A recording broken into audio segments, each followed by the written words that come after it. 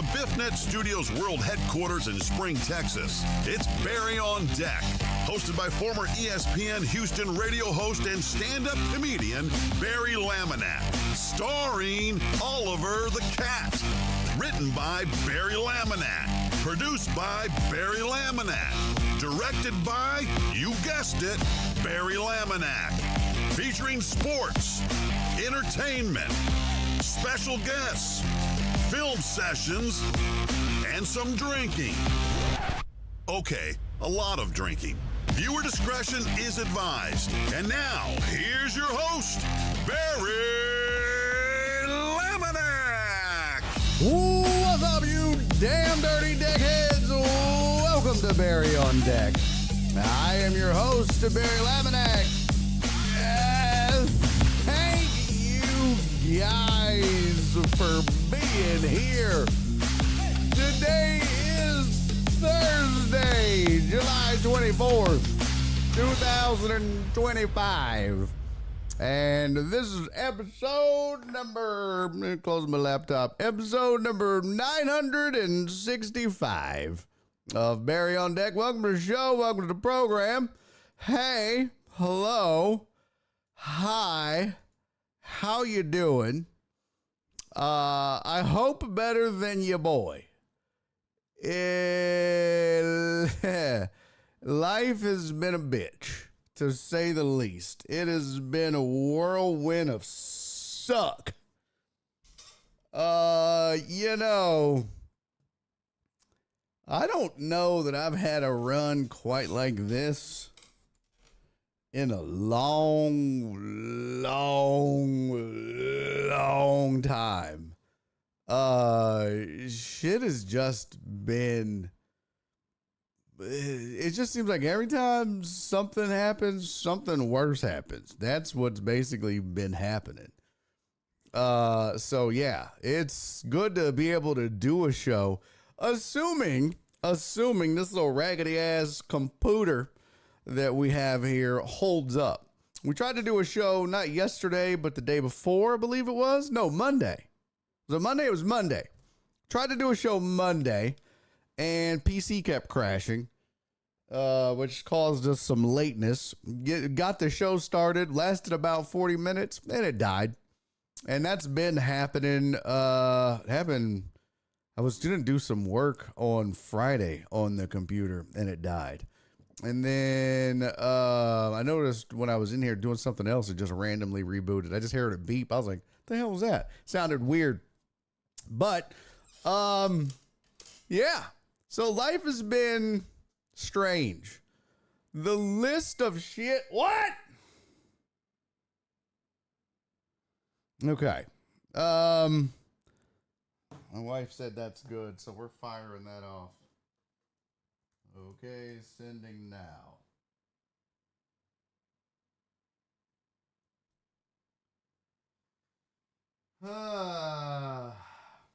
Sorry, give me 1 second, chat.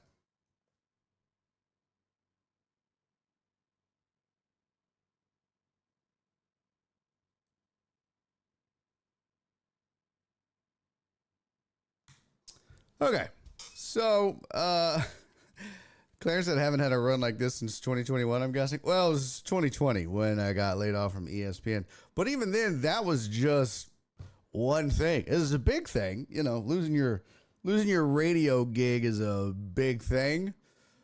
But, man, this has been, well, fuck. If I listed it all, I made a fucking emo post about it while I was sitting in my car on the side of the road, on the Hardy Toll Road here in Houston, if you're not from Houston, when my car broke down on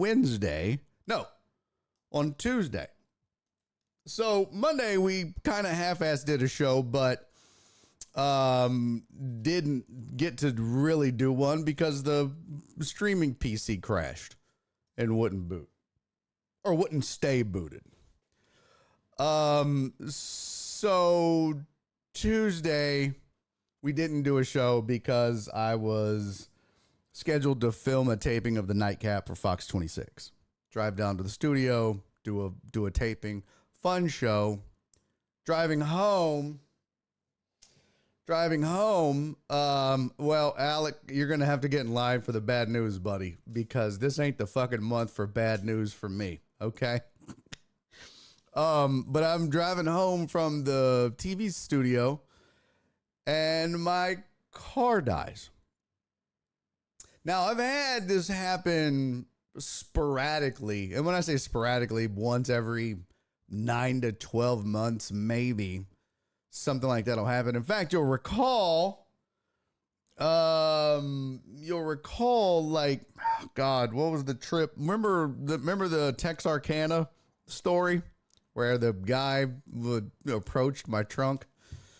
And the reason I was in that parking lot is because my car had stalled out. That's, I think, the last time that it really happened. No, it happened one time since then, or maybe twice since then. But this time the car just died. Side of the Hardy Toll Road. And I sat there for 3.5 hours. From 6:15 to 9:30 I got home. I got home at 9:20. Car never started. Usually when something like that happens, it'll start. But I was just like, oh, yeah, of course. In the last 30 days, Nora has been in an accident, had her car totaled. We have been fucked by the insurance company, continuing to get fucked. Had to cancel our vacation. AC went out and got told it was going to be $3,800. It's not. It is now fixed to the tune of $1,300 later. The streaming PC crashed. The new headphones that Nora got me for my birthday don't work. Sent them off to get fixed. They sent them back. Same problem. And then my car died. And so they're like, yeah, that's another $1,500 plus I need struts. That's $2,800 plus the alignment plus need back brakes. That's another $700. So what? $2,800, $700. That's $3,500 plus 13. That's $4,800. About $5,000 worth of work needed to my car. Getting the fucking run around from the insurance is just like, fuck, man. It is. I don't know how much more I can take before I just lose my shit. Let me tell you what happened on the side of the road. So this is, by the way, shout out to Chris, the record driver. Good dude. I did buy a Honda. I did. But shout out to Chris, the record driver, because he was a cool guy, and whoever the other record driver was can eat my entire asshole. But this is my story. So I break down. By the way, I don't know that I've ever been stranded on the side of the road. Do you know how Twitch kept freezing over here on YouTube? Oh, man. Yeah, of course. Fucking of course. Because of course. Yeah. Of course Twitch keeps freezing. Well, why wouldn't it? Huh? Why wouldn't it keep freezing? Yeah. So you know how infuriating it is to be sitting on the side of the Hardy Toll Road with your phone, and I'm like, all right, if I could just, get moved off of here to like, where's the nearest gas station? So I pull up the map and I find the nearest gas station, and I forgot that I had that open, and then my Waze or the map thing goes, the Waze goes, there's a car on the shoulder a quarter mile ahead. I was like, bitch, that's me. There's no car on the show. Fuck you. It's me. And then that made me think, there's going to be reports on the news of a stalled vehicle on the right shoulder of the Hardy causing traffic, they're going to be talking about me. I am so goddamn mad right now. Also, I'm going to use it as a TV credit. Oh my God, I'm so angry. So fucking angry. Oh, furious. So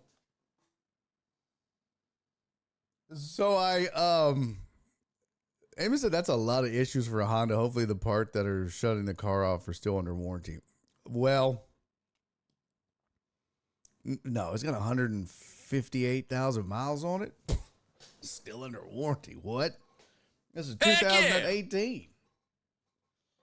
2018 with 158 or 56,000 miles on it. Definitely ain't under warranty, pimp. That bitch is old. Yeah, it's 7 years old. Ain't no warranty in that mug. What up, CC? CC said, it's a family reunion. CC, thank you for the 36 months of subscribing with Prime. You're the best. Yeah, at least Waze was accurate. Fuck Waze. There's a stalled car 3 feet from you. Fuck you, I am the stalled car. Kiss my ass, Waze. So this is what happens, right? I stall out on the Hardy. Car dies, won't start. I make it off to the shoulder. So I'm sitting there and I'm like, well, fuck.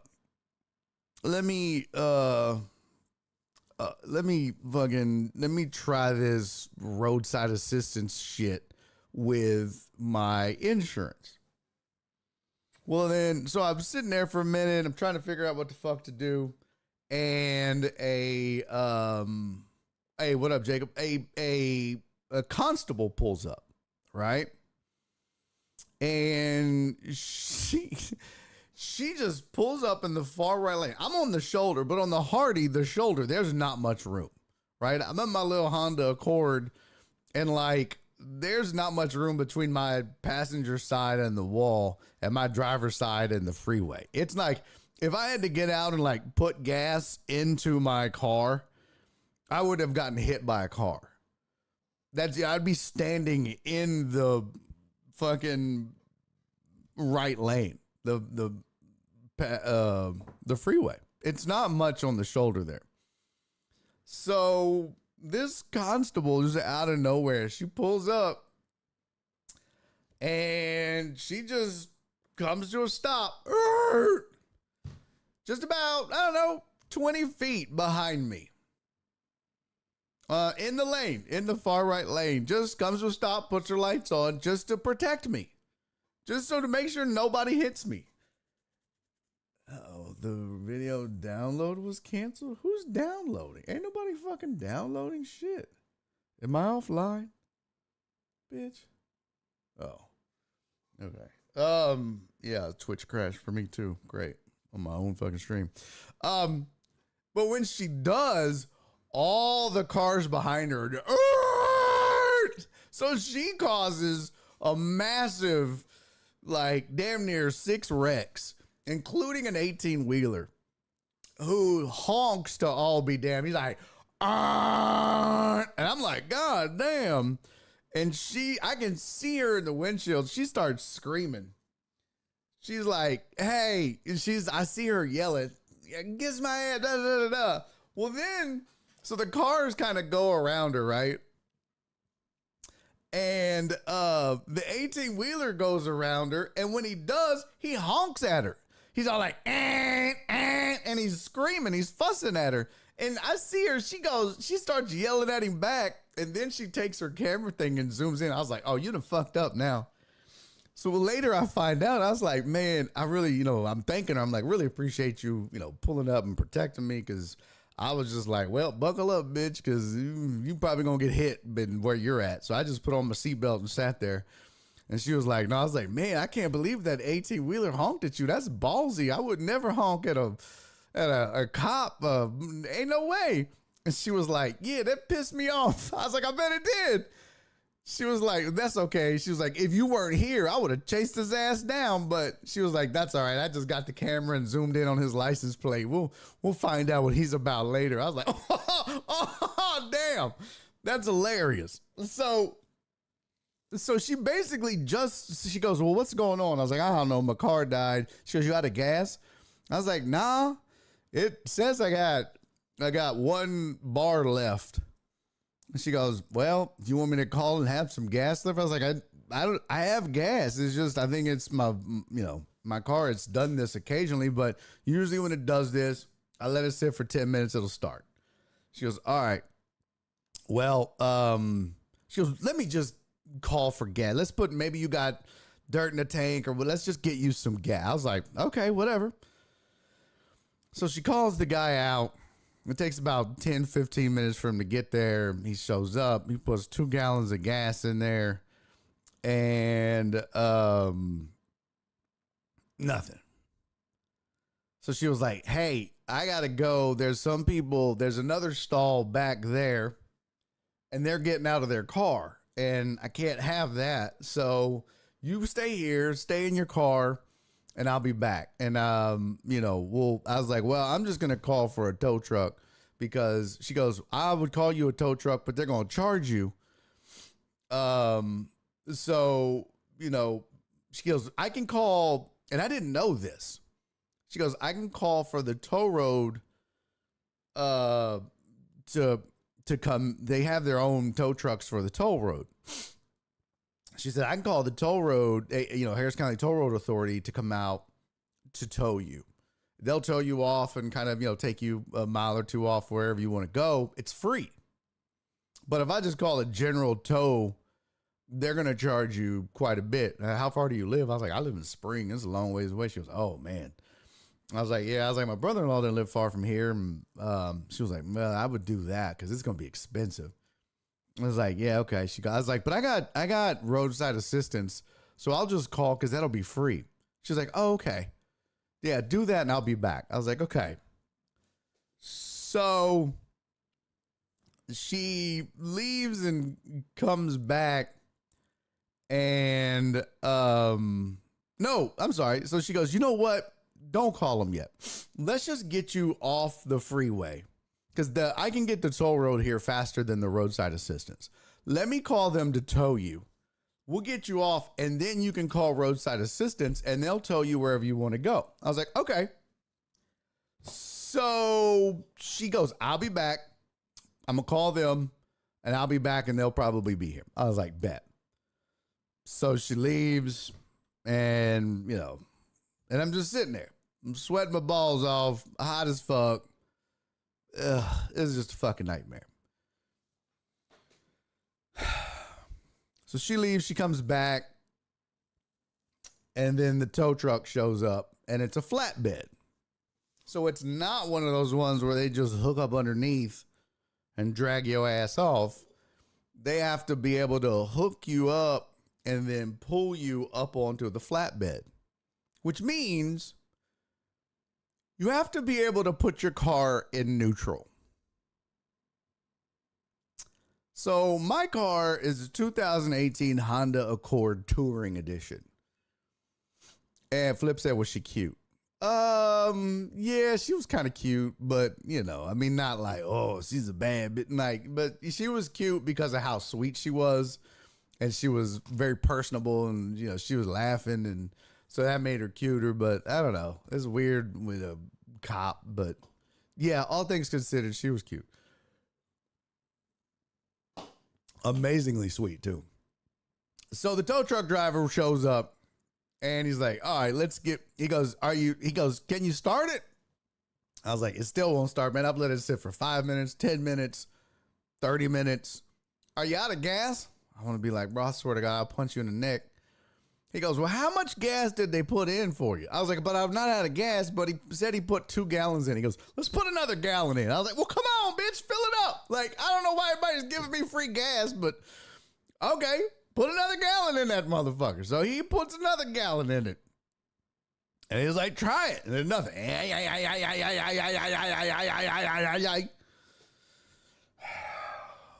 I was like, man, I really think there's a recall on the fuel pump. And I think that's what's going on here. And I think maybe it's just finally given up. And that's what's going on here. I just need to have this recall work done and get it fixed. He goes, well, let's get you towed off of here, man. Get you somewhere safe, and then you can. She explained what's going on. I was like, okay. He goes, go ahead and put it in neutral. So turn the car on. Now, mind you, I don't have a shift. It's all push button. Oh, look at House on Twitch. I'm on the Twitch. Firewall must be down. Look at you, fancy pants. Look at you bypassing the firewall. That's funny, dude. Don't tell them. Now you can go surf for porn and everything at work. You can go jerk off in the toilets, House. Good job. So he says, all right, put it in neutral. So I saw that House. House said he got a ticket for Saturday and he's coming to the Hop Scholar. Saw that, baby. I'm excited. I saw your name. I was like, oh shit, Reverend's coming. King Rob is coming too. Robert Likes Beer will be there with his lovely wife. They come to pretty much every show. The only show he's ever missed was when his father passed away, but he's been there for every one. So, but they sit at the bar. If we have one bar ticket left, House, and if it doesn't sell, I mean, we only have 4 tickets left to the show. We're already almost sold out. We've got 4 tickets left for Hop Scholar. Literally, I don't think we've sold out yet. But we have 4 tickets left for Hop Scholar for Saturday. 2 tickets now. So we have 1 GA table and 1 bar table. Or 1 reserved bar seat. If that reserved bar seat doesn't sell, House, I'll move you over there so you can sit with Rob. Chances are, though, they're going to sell. We always sell out, but it'll still be fun, bro. You'll have a blast, I promise. He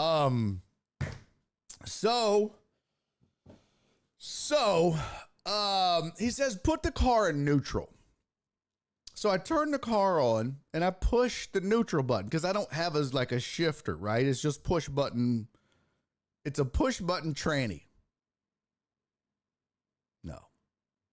No, I need you all to grow up. So I push the end on the neutral. Nothing. And on my dashboard, it says the engine must be running to put the car in neutral. And I was like, what the fuck? So I start it, and it doesn't start, obviously. And as it's like cranking, I try to put it in neutral. Nothing. Now, I do know there's a way to like manually do this, but it's like inside you got to pop the hood, go into the engine. There's some sort of like bolt or something, and you got to have like a special tool that you crank this bolt to get your car in neutral. But we cannot get the car in neutral. There's no way to put the car in neutral. None. I'm like, what the fuck? And then the record driver calls, like, I guess the people at the record house store. I don't know. He's asking them. They're like, yeah, I don't know. All they know is that you need a special tool. And I'm like, maybe it's in the boot. I don't know. I've been watching too much Peaky Blinders. I don't know, man. I don't know. I don't know. But we cannot get my car in neutral. Like, it won't go in neutral. If the motherfucker won't start, it needs to be towed. That's a major design flaw.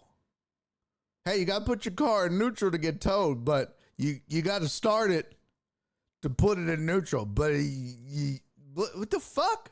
Who thought of this? What kind of mealy mouth bullshit engineering is this? We can't get it in neutral. He goes, well, bud, I'm sorry, man. I can't help you. I got nothing. And the cop's like, really? Y'all, nothing? Nothing. We popped the hood. We're looking for the nothing. He's like, I'm sorry, man. And we sat there literally for like 35, 40 minutes trying to get the car in neutral. Do you understand how stupid that is? Do you understand how stupid that is? So then he's like, well, So the cop goes, well, look, there's another wreck I got to go attend to. I'll be back. Yeah, Dubs, I looked at the manual, I promise. And it's not worth a shit as far as helpful. So cop says, look, there's another wreck. I'm going to go attend to that. I said, okay, I'm going to get on my roadside assistance. I have the app. I'm going to just order a tow. Yeah, we Googled it. How dumb do y'all think we are? Like, you guys think I'm a fucking moron? You don't think that I wouldn't have Googled it? There was fucking, I YouTubed it, I Googled it, I fucking chat GPT'd it, everything. Fucking nothing. Nothing. I did that. The key inside the remote, and there's the fucking housing that you pop off inside the fucking wireless charger. Nothing. Nothing. I look at all that. There's a fucking knob somewhere in the engine that we could never fucking find, and you got to have a special tool to crank to get that bitch into neutral. Period. That's it. So I said, look, I'll just, so she goes, all right, I'll be back in a bit. I said, okay. She goes, so she leaves and I get on my app and I order a tow. And they say it's going to be 30 to 60 minutes for the tow truck to arrive. Now, this is my roadside assistance that comes with my insurance. What up, Jen? So I'm like, okay, fuck it. At this point, I'm exhausted. I'm angry. I'm hot. I'm sweaty. I've had no AC. I just fucking, with everything that's gone wrong in my life, I mean, fuck. Just whatever. I'm just ready for this day to be over with. Just, you know, I'll just have them tow me. So when you do it in the app, it says where you want to be towed. I was like, just tow me to the Honda dealership. That's it. That's where I want to go. Speaking of, I need to check and see what the status of my car is. Shit. Where the fuck is it? So, how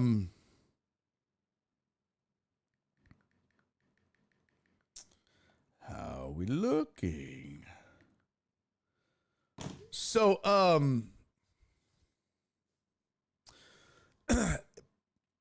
so they say it's going to be 30 to 60 minutes for the tow truck to arrive, which, okay, fine. Well, then I get a call from the tow truck driver. And he goes, hey, this is your tow truck driver. I said, okay. He goes, I'll be there in about 10 minutes. Okay. Cool. About 4 or 5 minutes later, the cop pulls back up. And she goes, all right, what's the status, buddy? We got to get you off the side of the road. It's been too long. This is dangerous. And, you know, let's just get you to safety. So what's the status? I said, well, and I'm showing her I said, well, I've ordered a tow through my roadside assistance. The tow truck driver actually called me and said he'd be here in about 10 minutes. And that was about 5 minutes ago. She goes, all right, look, if he's not here in about 5 or 10 minutes, I'm going to just have to go ahead and order you a general tow. I was like, well, what does that mean? Or she called it a GT or something like that. So what does that mean? She goes, that means you're going to have to pay for it. I was like, okay, fuck, I guess so. I mean, whatever. But she goes, I was like, well, how's that process work? She goes, they'll show up and, you know, they'll tell you to where you want to go. Where do you want to go? I was like, I'm just going to take it to the Honda dealership on 1960. She goes, okay. I was like, I don't know what's that supposed to cost. She goes, don't worry. What I'll do is I'll stand there when they give you the rate, because I know all these tow truck drivers. I know all these guys, and I'll make sure to lock in a price for you so they don't try to do some shit. I was like, oh, for real? She was like, I got you. I was like, damn, okay, that's what's up. So we wait about 10 minutes. And so when I get back in the car, I called the company, the roadside assistance company, because they send you like a number and shit. Call us if anything comes up. So I called and I said, hey, listen, I just want you guys to know that if you're not here within about 5 or 10 minutes, this constable that's been waiting here said she's going to call for a general tow. So if you are on your way or you're not, you just better hurry if you want this business or whatever, because she's going to call somebody else. And the guy was like, okay, let me see what I can do. Thanks for the heads up. I'll get back with you. I was like, okay. 10 minutes go by, and then I get a notice on my phone. And about 5 minutes go by, sorry. I get a notice on my phone, and it goes, bing, the tow truck driver. It basically, they cancel my roadside assistance. And it says, the tow truck driver has said that they can't find you. Do you still need assistance? I was like, what the fuck? Said, the tow truck driver said they can't find you. Do you still need assistance? Yes or no? You raggedy bitch. What do you mean you can't find me? I was like, yes, I still need assistance. So I say yes for yes, I still need assistance. And then they call me. Hello, Mr. Laminack. Understand you still need? Yes. I was like, man, I don't know what the fuck is going on. But that tow truck driver never looked for me. I'm not hard to spot, bro. I'm the only car broke down on the goddamn Hardy Toll Road right now. And there's a constable sitting right next to me. I ain't hard to find. I said, I guarantee you that some bitch knew that he wasn't going to make it here in time, or something's up, and that's why they said that they couldn't find me. But I'm not hard to find. Something's going on. They were like, oh, well, we're sorry to hear that. Do you want us to send another? I was like, hell no, I'm not waiting another 30 to 60 minutes. The constable said they're going to call a tow truck driver. I was like, this is ridiculous, man. Y'all need to get y'all shit together. This is crazy. I said, she goes, well, somebody canceled. I was like, didn't nobody cancel it? I said, I called the tow truck company to tell them that they had 10 minutes or the cop was going to call somebody. And whoever got here first was getting the business. I was going to be gone. And I wouldn't have a choice. The cop was making me leave with whoever showed up first. Oh, well, I was like, well's ass. Something's up. Your tow truck driver is shiesty. Well, they didn't give a fuck. So she calls for a tow truck. And about another 15 fucking minutes goes by. I'm like, Jesus Christ, man. I'm fucking exhausted, man. I'm ready to get the fuck off the freeway. I got a shit. I hadn't had nothing to drink. I'm thirsty. I'm hot. I'm sweaty. I'm fucking ready to go home. And, 2 tow trucks show up. 2 tow trucks. That's it. So we get out. I get out. She gets out. We all meet. She goes, well, hold on. First, I got to chip them, which means they kind of just draw names to see who's going to get the business. And she pulls the chip out. She goes, all right, it's 988 and whatever. And the guy goes, well, that's me. She goes, all right, cool. So she goes, all right, Chris. She goes, tell him where you want to go. I said, I want to get towed to the dealership over here on 1960. And she goes, how much? And she looks him dead in the eyes. She goes, how much is that going to be? I didn't have to ask it. She butted in. She goes, how much is that going to be? He's like, county rate. The county rate on that is $145. She goes, and that's it? He goes, yeah, that's it. She goes, nothing else. He goes, yeah, nothing else. So she goes, that's it, $145. Nothing else, $145. She looked at me, she goes, $145. So $145, no other charges. $145. He goes, well, that's the cash price. If you pay with a credit card, there's other fees and stuff, so it would be $155. So she goes, okay, so I was like, man, she's a fucking bulldog. So she was like, okay, so $155 with a credit card, $145 with cash. That's it. Are we good? Nope. No funny business when you get there. We good? $155, $145. That's it. I was like, damn. She was on her shit, man. He goes, yes, okay, yes, that's it. She goes, you good? I was like, yeah, I'm good, thank you. And he was like, you got cash? I was like, bro, I ain't walking around with $145 on me, ready to break down and get towed. No, I ain't got cash. He goes, I can take you to an ATM. I was like, hell no.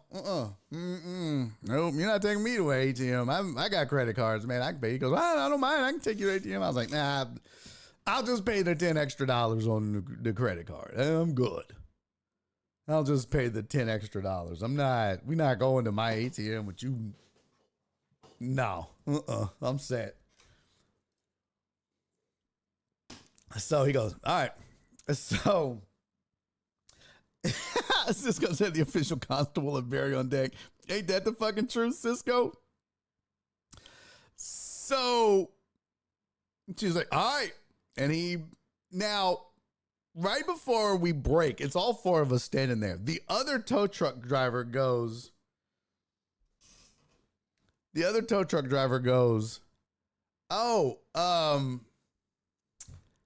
did you call for roadside assistance? And I go, yeah. He goes, oh yeah, that was me. What? He goes, yeah, that was me. I got that call. What the fuck, man? He goes, yeah, that was me. I'm the one that called you and said I'd be there in 10 minutes. Man, what the fuck are you talking? He goes, yeah, I'm just down the road there. I'm like, bro, what the fuck are we talking about right now? And the constable looked at him. She goes, well, goddamn, I wish you would have said something. Like, what? Why are we going through all this? You should have just been here. He goes, oh, well, and he just starts stammering and making up shit. I don't even remember what the fuck he said because he was stammering, and I was just livid. I'm almost blacked out. I'm just like, goddamn, bro. What the fuck? So the other dude was just like, fucking man, let's go. So he hooks up my car. We peace out. And I had told the constable, I told her, I was like, well, she was like, oh, so I told her I was a comedian. She goes, well, maybe one day I'll get to come see you. I was like, girl, anytime that you want tickets to a show, you hit me up. You can find me online. I got you. She was like, really? I was like, I got you. So we get in the car, tow truck, and he takes me to the dealership.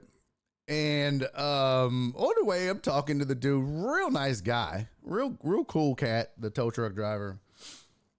And when we get to the dealership, we start talking, and he goes, I'm gonna give you a receipt. He goes, it's $155. He said, I'm gonna give you a receipt, and what you can do is you can file a claim with your insurance and they will cover this. I was like, oh, no shit. He goes, yeah, it's just like roadside assistance. So they will cover the cost of this. You just file it with your insurance. I was like, well, I'll be damned. I didn't know that. He goes, yeah. He goes, in fact, now that I think about it, bro, when that dude said that he was the one that they called, he goes, I know why he canceled it. I was like, oh, why? He goes, because when we get the calls from the insurance companies, they don't pay us our regular rate. Like, my rate is with you is $145 or $155. That's not the rates that we get from insurance company. It's deeply discounted. So I guarantee you, he was like, I'm close. I'll just cancel it and wait for the constable to call for wreckers and be over there and probably get the tow. I was like, oh, I'm so glad that motherfucker didn't get it. Oh, I'm so glad. That's called karma. Fuck that raggedy bitch. He goes, yeah, I kind of am too. He does shiesty shit like that all the time. Or he says shady shit like that all the time. I was like, man, fuck him. Had me sitting out there for no goddamn reason for an extra 45 minutes. Fuck him. He was laughing. That raggedy bitch. Oh my God. For what? Probably $40? Fuck that dude. He goes, yeah, that dude, he does shit like that. I was like, man, bro, I'm glad you got it. I'm glad you got it, man. I'm glad you got it. I was like, I tell you what, man. I tell you what. I was like, you like comedy? He goes, yeah. I was like, I'm a stand-up comic, bro. He goes, oh, no shit. I was like, yeah, bro. I said, I tell you what, I got a show at the Houston Improv on the 31st. I'm featuring for a hilarious comic named Lotto Marie. Billy Sorrells is on the show. This other comic named Nitra Babs is on the show. She's hilarious, bro. You're going to love this show. You and plus one. Bring a date. The tickets are on me. He goes, really? I was like, hell yeah, bro. Bring a date. Tickets are on me. I'm going to leave them at the box office. Give me your info. He goes, oh my God, dude, that's so cool. I was like, no, that's because you're not an asshole. That's why I'm doing that. Because karma, man. Fuck that dude. He was like, oh my God, dude. He got so excited. But I was like, dude, that's some shady, shisty bullshit. And then I just thought, but this has been my 30 days. This has been the shit.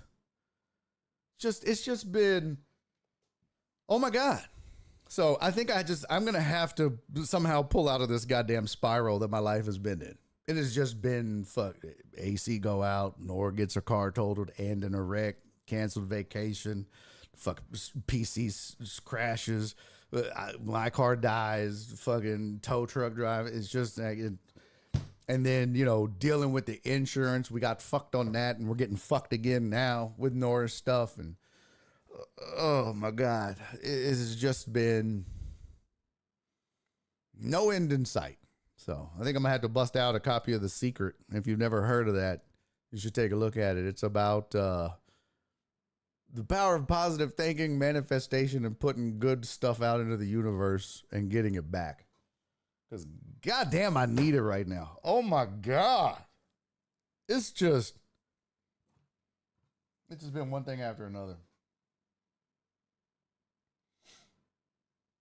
One thing after another.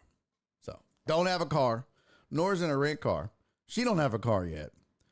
And they told her rent car that it was due back in 5 days. We still don't have a check from any insurance company at all because it's just, I don't know. It's too much to go into. It's just crazy.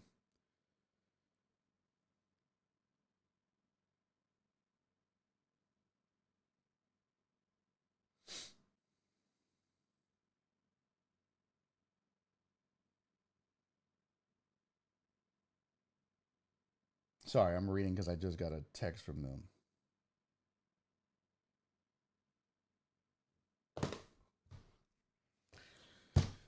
All right, enough about me. Enough complaining and bitching and moaning. Let's talk about. But that was, sorry, I didn't even put it on the screen. But that was the whole when life gives you lemons. There's been a lot of goddamn. I got a whole lemon tree. I'll tell you that, boy. This is Cisco said if she likes wine. Very good going off on insurance companies. Oh, I did. I won't show you, but you see this green? You see this starting right there? So where my thumb is my text to my recent text to the insurance company. You see that bad boy? You see that? Yeah. I ain't playing. It's just like this shit is getting ridiculous. So let's get into some stuff. Let's do, we got to do our headlines. I don't have photos for it, but we don't need photos. We'll just do the topics, but come on, let's do some shit.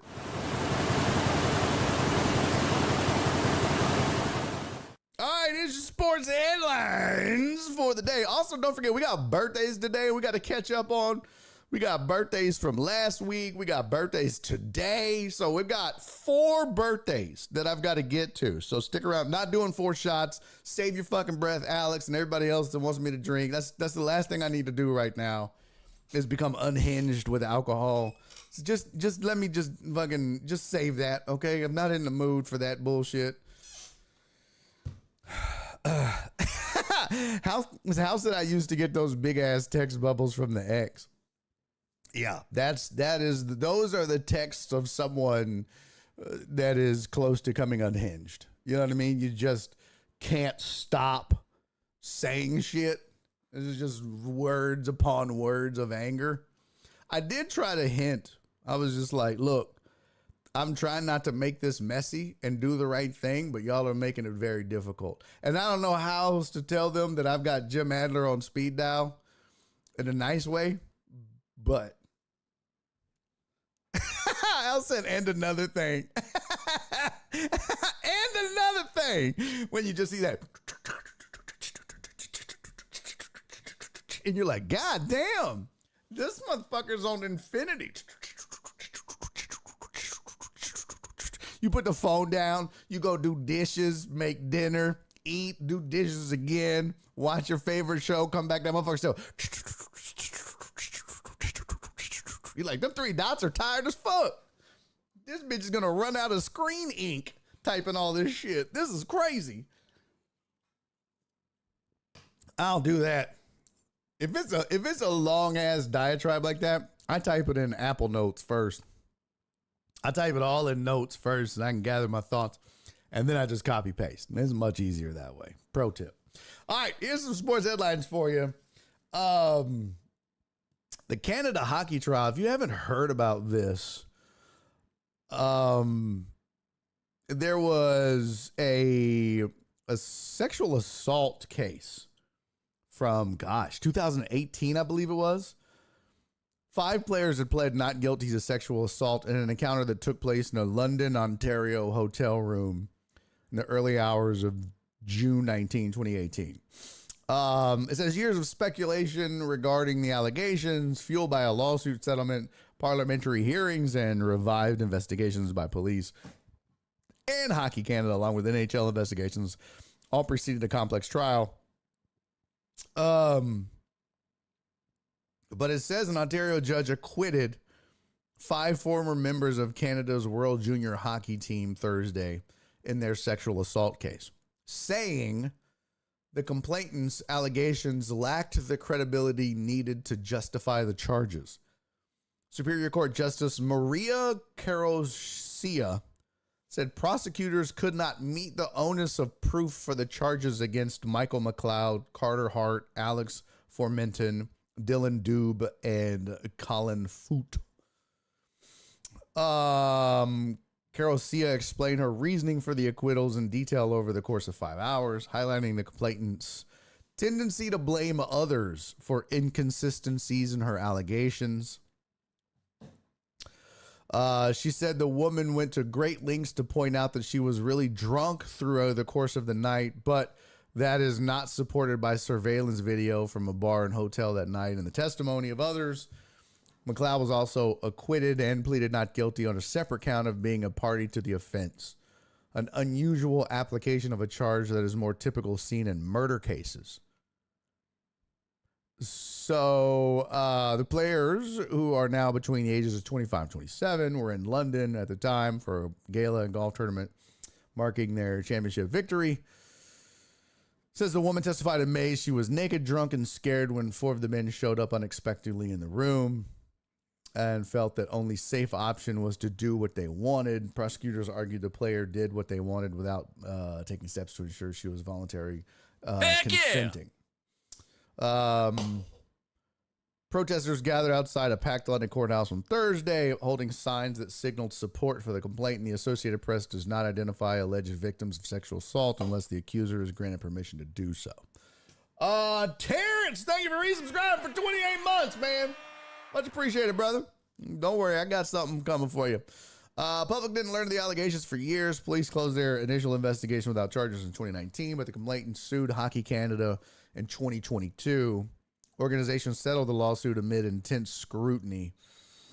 Players' identities were made public when they were charged in early 2024. So, several of them now play in the NHL. I probably butchered their names too. Some play for the Flames, the Philadelphia Flyers, the New Jersey Devils, and the Ottawa Senators, or now the Swiss team. NHL lost its own investigation in 2022. Officials pledged to release the findings Though Commissioner Gary Bettman said in February that would depend on what the league can say, giving legal proceedings. So there you go. No timetable set for Clark's return. God, I can't believe I'm talking WNBA on this show. Well, we've sunk to a new low. But it's weird. She's been injured a lot this year. It says she underwent further medical evaluations this week and will continue to hold on, move this over here. Work with the Fever medical team on her recovery and rehab. It says a priority on her is for her long-term health and well-being. No additional injuries or damage was discovered from the test. Clark has not played since she injured her right groin July 15. And it's that's true, Clarence. Clarence said we're not talking WNBA. We're talking Clark. There is a difference. Yeah. I don't disagree with you on that necessarily. Yeah. Cisco said WNBA greater than Mount Rushmore of things. I don't disagree with that either.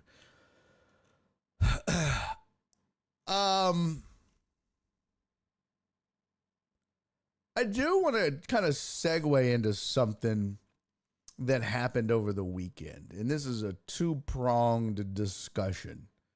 And if you looked at the show on YouTube, you no doubt saw the thumbnail that had Kelsey Plum in it.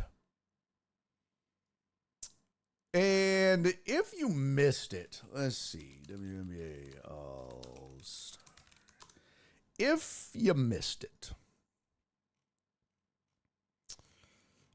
the WNBA All-Stars were wearing shirts that said, "Pay us what you owe us," at the All-Star game. There you go. There's an example of one. That's Caitlin Clark wearing it. And at a, Aaron said, Plum Dog. That bar? What? WNBA should be allowed to use steroids. That bar is looking mighty impressive, sir. Well, oh, back there? Yeah. I can thank Cisco for that. He single-handedly doubled the whiskey.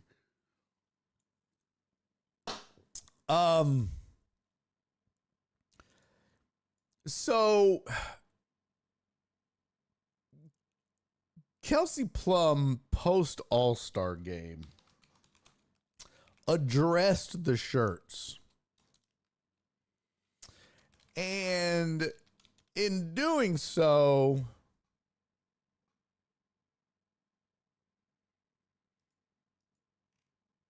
threw some shade at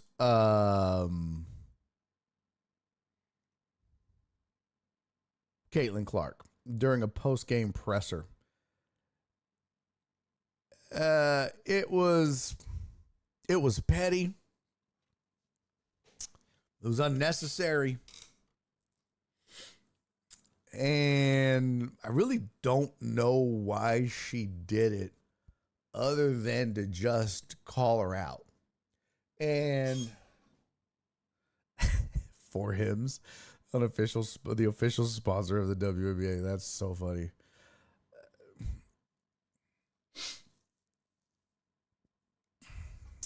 So let me see if I can find what the video is. Let me see. Let me see if I can find it. Doop, yep, found it. Here we go. So this is Kelsey Plum just being a dirtbag, really. For no reason other than she just doesn't like Caitlin Clark, and I would assume has a bit of disdain for Caitlin Clark, and maybe a tinge of jealousy. Also, envy. That could be the only reasons I can think of why you would do something like this. So this was the post-game presser. And this was the video of Kelsey Plum at the presser. Check this out. Well, it was a very powerful moment. We didn't, at least as players, we didn't know that was going to happen. So I think it was kind of like a genuine surprise. But the T-shirt, just United front, was determined this morning that we had a meeting for. And, not to tattletale, but 0 members of Team Clark were very present for that. But no, we were just, we had a very... that really needed to be mentioned. I'm trying to make a situation light, okay? But yeah, no, I think it was just all of us getting on the same page for the game. We wanted to do something that was just united and collective, and I thought that it was a very powerful moment and got the point across. And, sometimes you don't have to say anything. And now you've ruined it. And now you have distracted from the point, which is insane. So you had a point to make, Kelsey Plum. You and all the other players had a point to get across in the moment.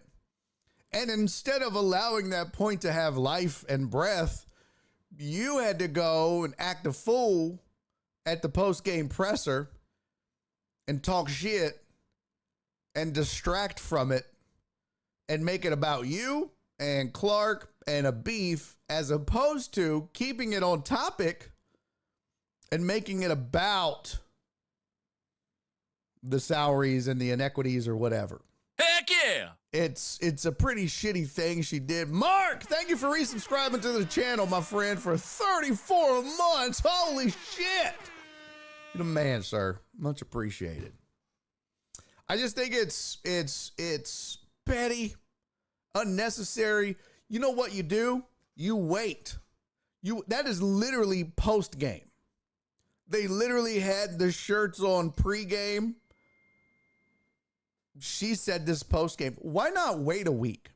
Let the story have a run in the media, get its traction and its life, and then maybe a week later be like, oh, by the way, just so everybody knows, nobody from Team Clark was there when we decided to wear those shirts, because it actually accomplishes something twofold. You get to get your little dig in and your little petty, jabs, but now you can resurrect the story as it begins to die and recycle it, bring it back, bring it to the forefront again. But instead, what you've done now is suppress the message. You've pushed it down. No one gives a fuck now. We're all more concerned about the gossip and the henpecking. What are you doing? Yes, Clark wore the shirt. CC, absolutely, she wore the shirt. I just showed it right there. She wore the shirt. Absolutely, she did. So I don't understand the pettiness of it, but I'll tell you this.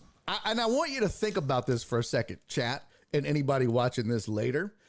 Think of this in this terms, because this is amazing to me about how petty this is and how asinine this is. You've got a woman who shows up to this league. No, Cece, I wasn't saying it to make you feel stupid at all. I was agreeing with you. Yes, she wore it. That's what I'm saying. I'm agreeing with you. I understood your point and I was backing it up. Yeah, she did. Like, I'm agreeing with you. So you have a woman who shows up to a league that is just a blip on the radar. It ain't shit.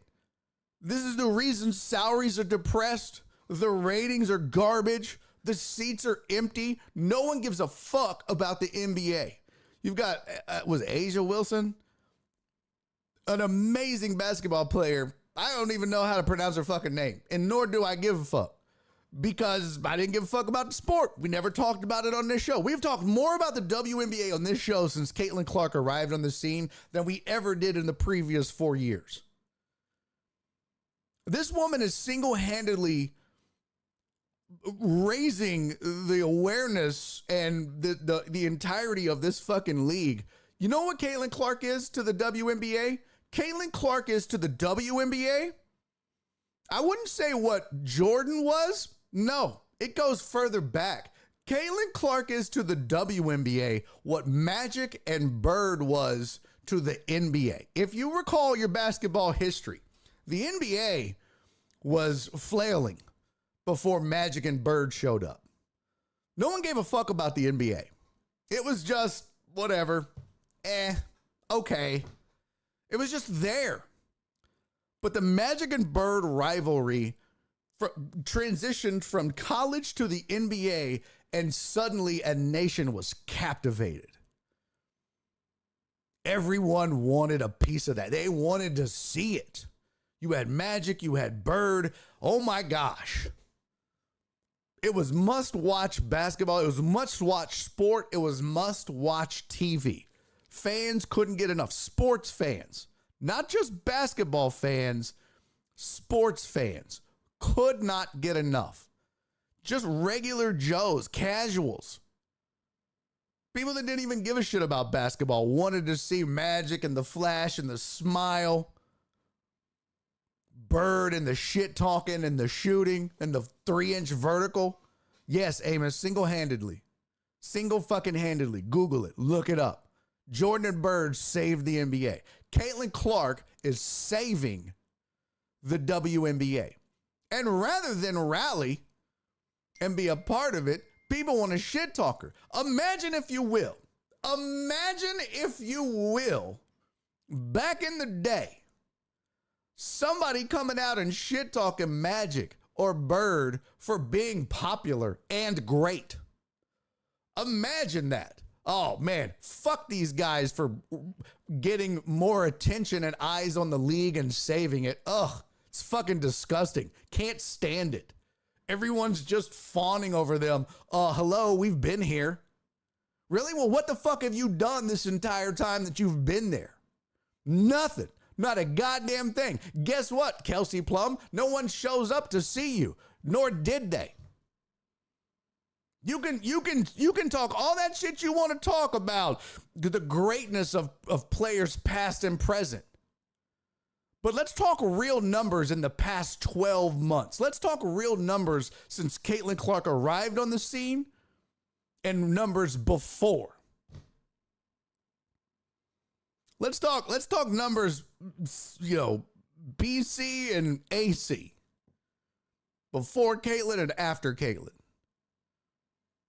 It's amazing to me that you would take these shots and throw shade and do the things that you do for somebody that's single-handedly not just resurrecting, but saving your sport. Just putting it on the map. Are there other great players? Yes, but what the fuck had they done or did? Nothing. Nobody wanted to watch it.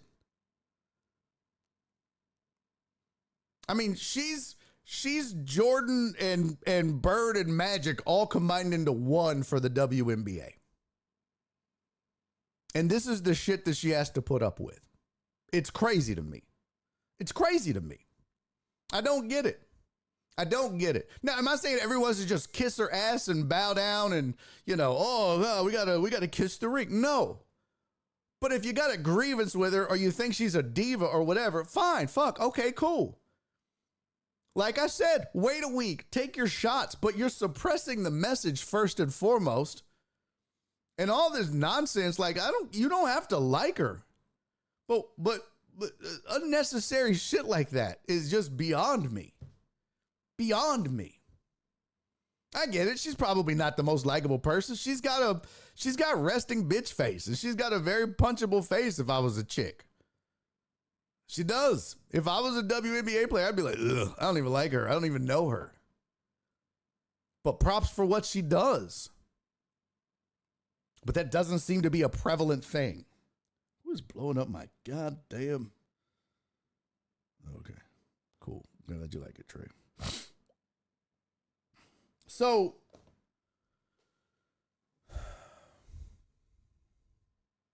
Amos said you're wrong. Vegas was selling out when Plum was there. Okay, you can find bits and pieces. Sure.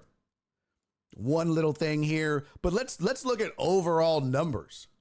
Let's look at viewership of WNBA games across the board.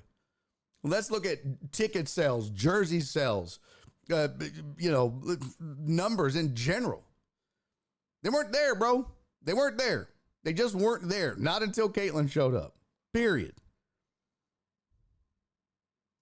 Let me go find this shit. Hold on.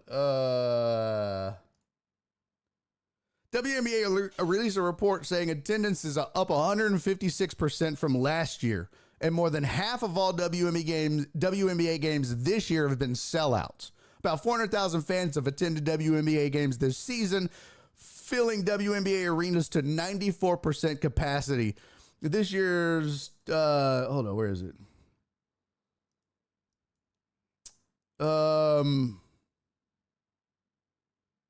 Fill the rest of it. This year's televised games are averaging 1.32 million viewers, nearly triple last season's average of 462,000. WNBA Countdown is averaging 741,000 viewers, a 211% increase from last year's full season coverage. WNBA's online merchandising store has already set a single season sales record with 4+ months left in the season, and sales are up 756% compared to last year. WNBA social channels garnered 157 million video views through the first week of the season, an all-time high, and ended up 380% compared to last year. WNBA set an all-time high for League Pass subscriptions last month with a 355% increase versus last season. This was posted June 10, 2024.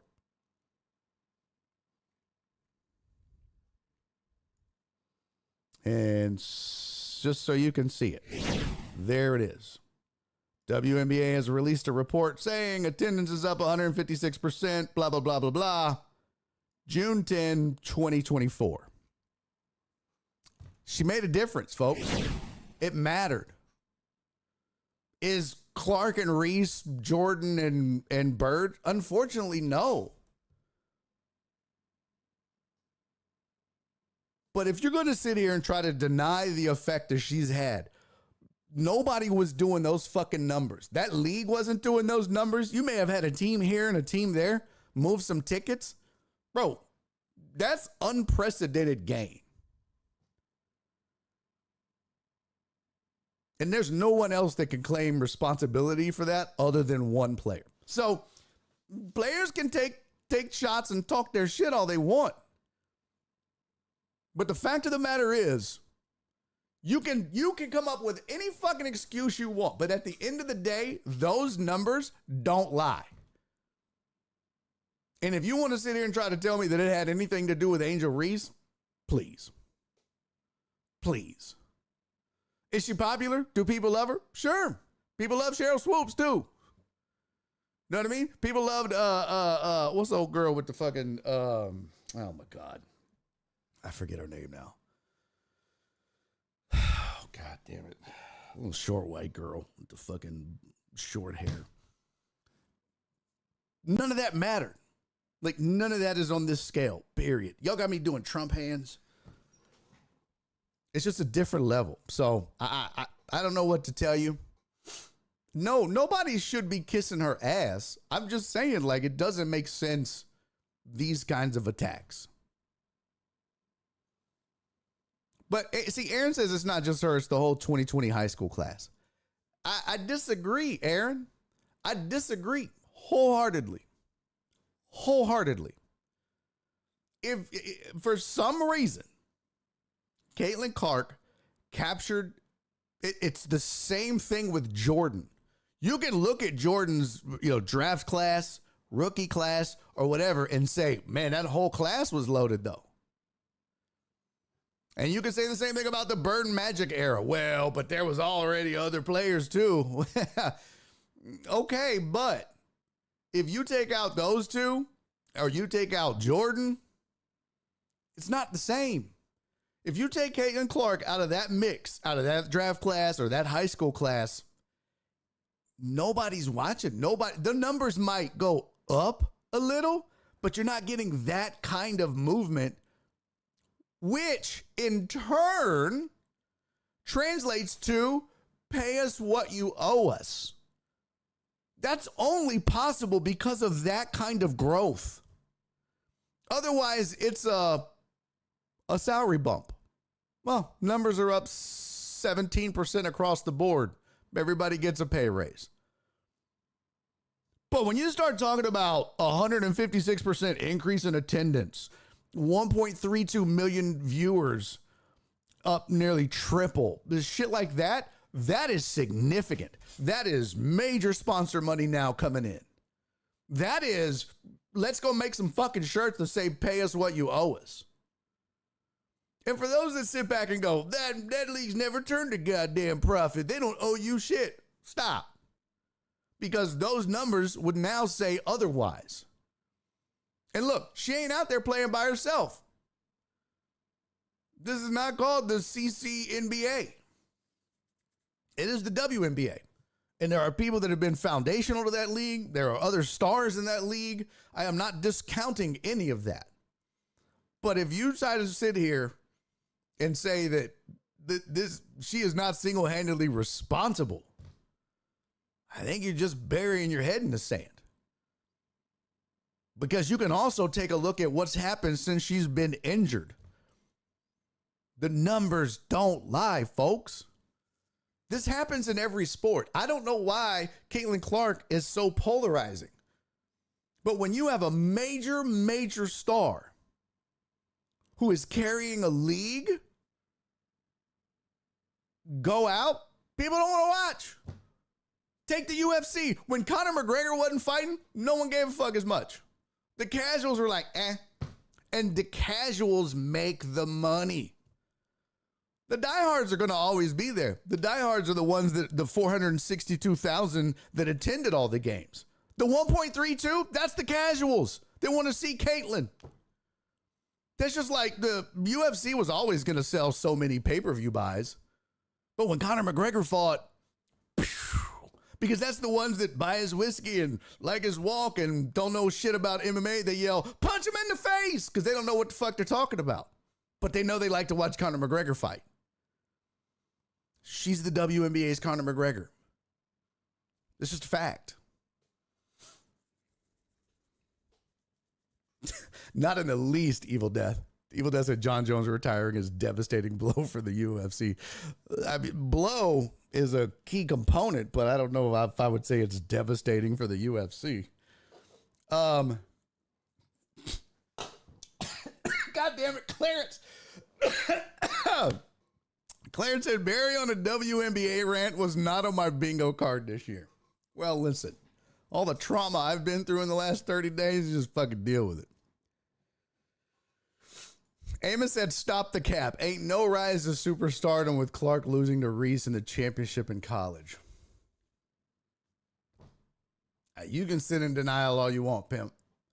You can sit there in denial all you want. Look at jersey sales. Look at numbers since she's been out. Since Clark has been out. But Reese is still playing. Out there blowing layup after fucking layup after layup. Go look at the numbers. The numbers don't lie, man. They're not made up.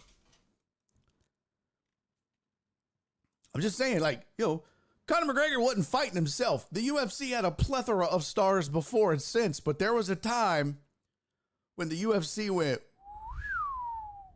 because he was the most dynamic star that organization had ever seen. Took it to a whole other level for a whole different reasons. The shit talking and the flamboyancy and everything. He brought in people that would have never watched that sport. And that's the Caitlin Clark effect. People weren't going to flock to the WNBA because of Angel Reese. I'm sorry. It just wasn't happening. I know I wasn't going to watch it because of her. I don't even want to really watch it because of fucking Caitlyn. But you can't deny across the board what it is. Now that, I mean, Aaron, I might have been a little harsh on Miss Reese and her. Yes, I know she's rebounding the hell out of the ball, but she's had some crazy.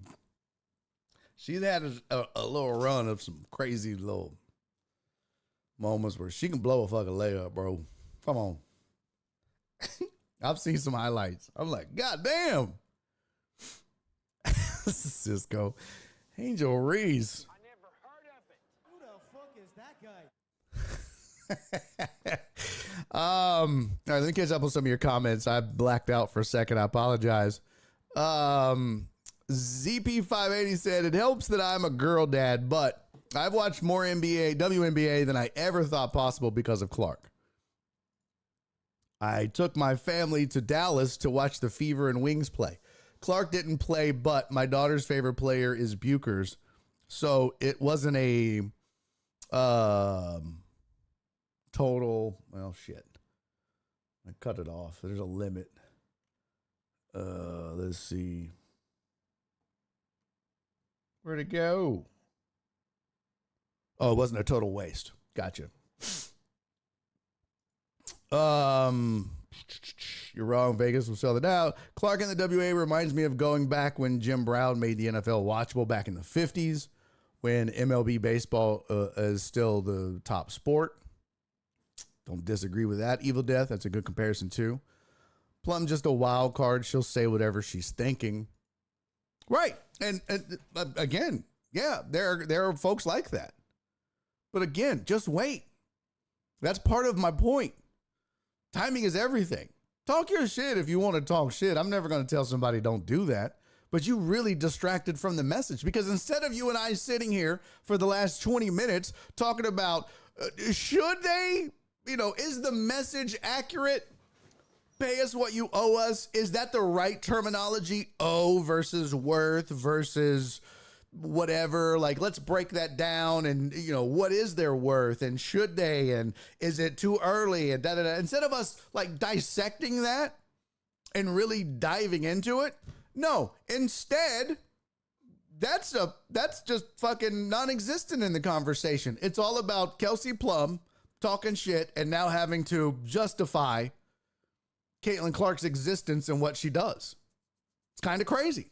You've now distracted from the mission. Good job, Kelsey.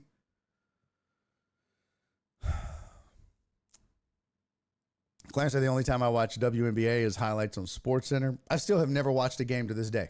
Still have never sat down and watched a game. Just haven't. It doesn't mean it's not good or exciting or not for a lot of people, but I just still haven't. CB580 said, Amos, I didn't even know Vegas had a WNBA team before last year, or who the hell Plum was. But they do now, but you do now, and the reason you do is Caitlin Clark. In about 2 weeks, none of us will be talking about the WNBA when football season starts, even preseason. It'll still get run, especially if Caitlin Clark comes back and is healthy. There's going to be 5 new WNBA expansion teams in the next 5 years. Yeah. Do you think that happens if Caitlin Clark doesn't come around? I think eventually it happens, but growth has been so slow. This shit just exploded.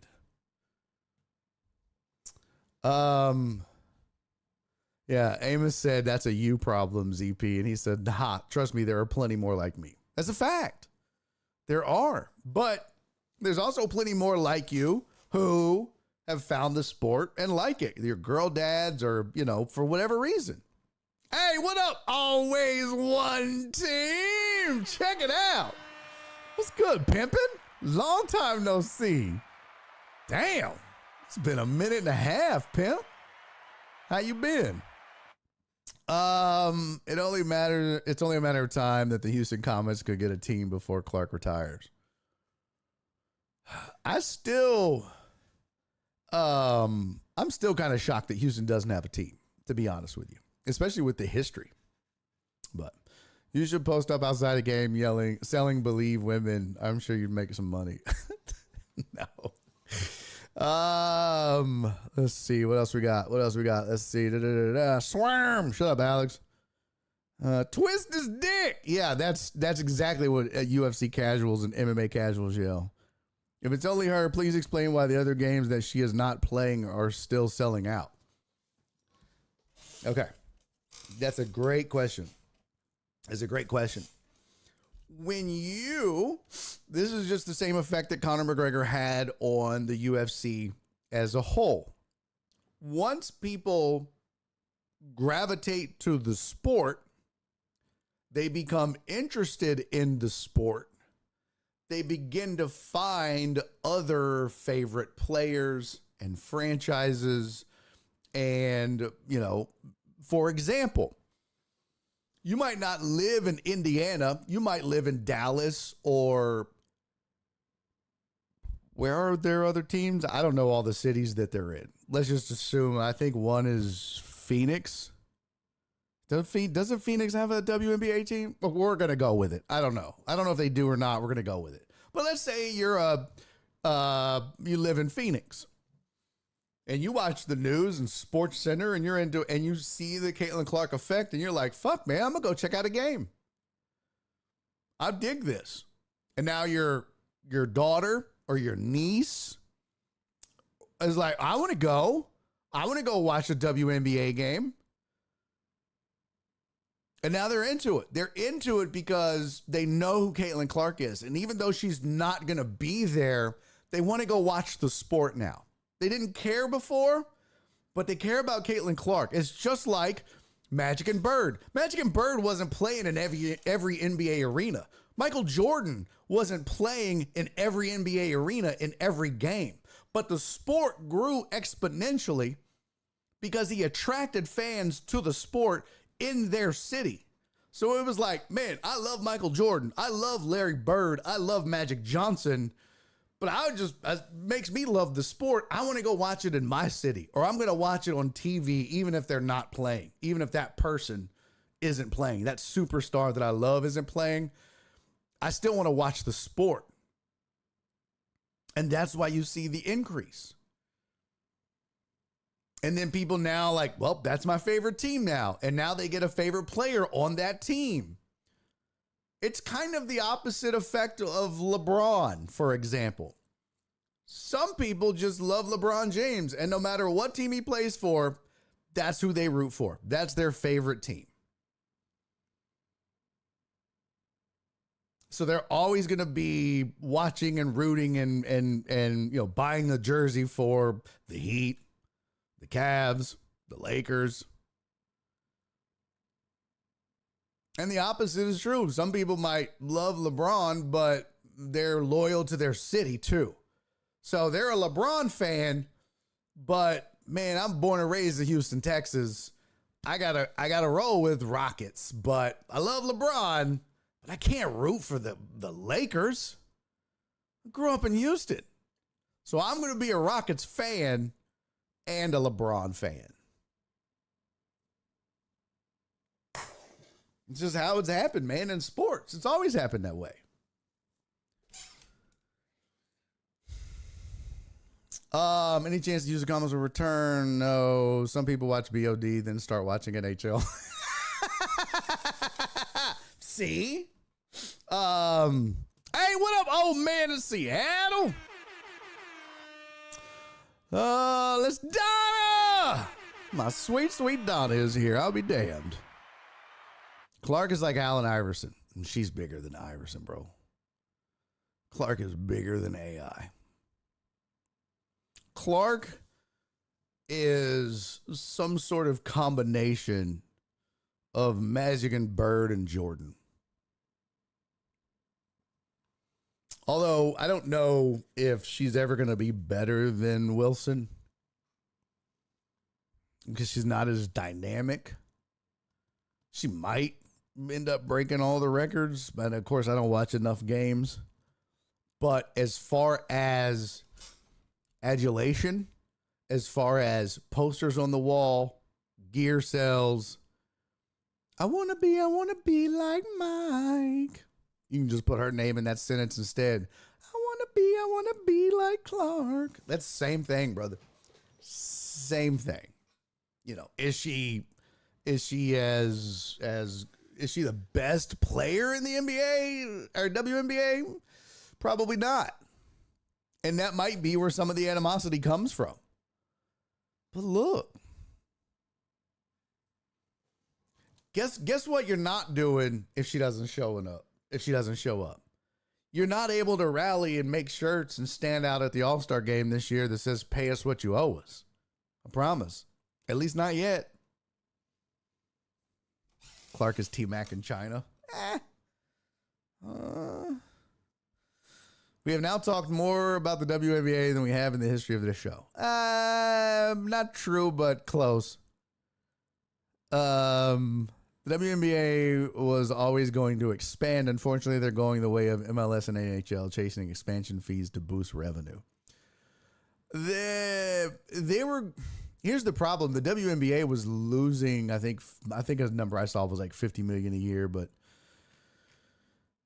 I don't know the source of it, right? But I don't know if they were always going to expand as quickly as they are. The WNBA, I think, they were going to grow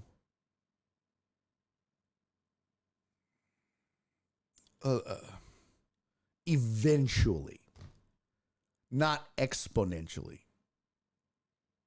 Caitlin Clark has allowed them to grow exponentially, inevitably. Right? So, AJB said, I don't fully agree with you, but I'm a W fan, so I'm looking this. I think he meant liking this. Yeah, no, that's fine. It's fine. I don't always expect or want you guys to agree with me when I do this show. I mean, that would be boring. It would be really boring, and it would be really presumptuous and a dickhead move of me to be like, if you don't agree with me, fuck you, don't watch the show. That would be pretty chicken shit. Like, I don't mind that you guys don't agree with me. I have opinions. It's what they are. They're opinions. But that's the way I see the whole Caitlin Clark WNBA thing. And I do think Kelsey Plum was out of pocket on that. So, God damn it. Fucking Joel Blank just ruined my night. As if enough shit hasn't gone wrong in my life, I just see now that John Singleton's in the starting lineup for the Houston Astros. Motherfucker.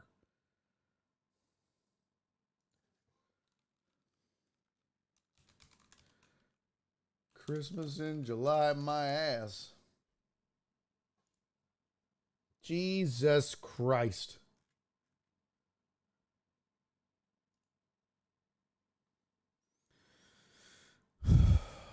Boy, the plan was to add 3 teams in the next 10 years before Clark was drafted. Well,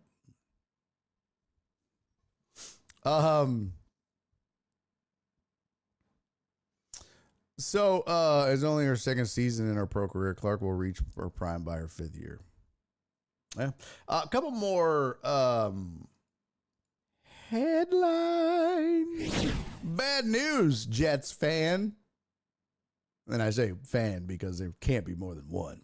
That would just be crazy. That would be egregious. There's not more than one Jets fan, right? It's just the one? As far as I know. And, oh, by the way, real quick, there was this article. Hold the phone. Hold the phone, kids. Hold the phone, cats and kitties. There was this little shindig of an article. It says Clark trolls Kelsey Plum after getting shaded at the All-Star game. Spark star Kelsey Plum turned quite a few heads following Saturday's All-Star game when she threw some subtle shade at Fever guard Clark. It says Plum's team, Collier blew out Clark's team 151 to 131. Mid-season exhibition. It says they were wearing the shirts. Clear message that players are demanding higher salaries. Shirts made quite the statement.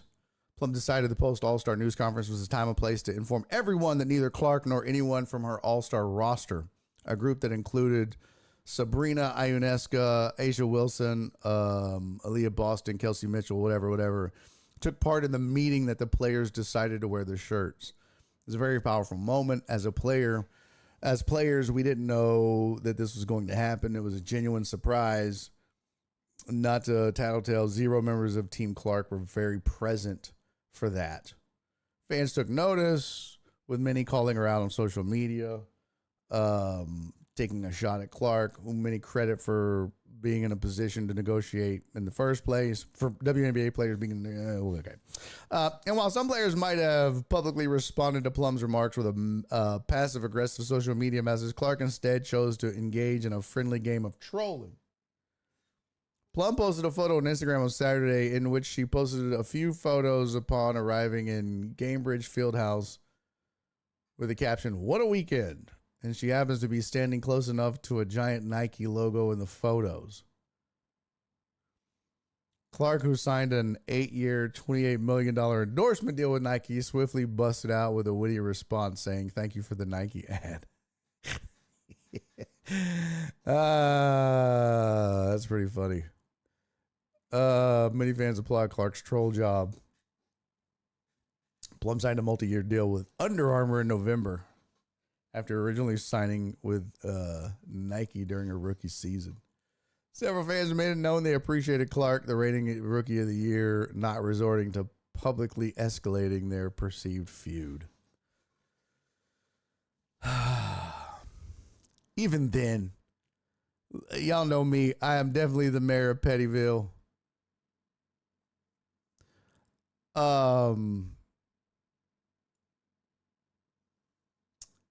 I don't know. I mean, I guess you got to fire back. You know, y'all know me. I would have definitely clapped back. But I think when you get to Caitlin Clark's level, you don't have to. You know, you certainly don't have to. And you probably shouldn't. But I understand. It's kind of like that old Chris Rock bit. I'm not saying it's right, but I understand. And I'll be honest with you, when she said Team Clark, I took it to mean anyone from Caitlin's personal team. Caitlin, her handlers, management, or stuff like that. I had no idea that she meant the entire All-Star team wasn't there. That's shit talking on a massive level. That's tattletale on a massive level. That to me makes it even worse. I thought she was just calling her out and saying, you know, Caitlin and her agent and manager weren't there. She really meant the whole fucking squad. That's crazy.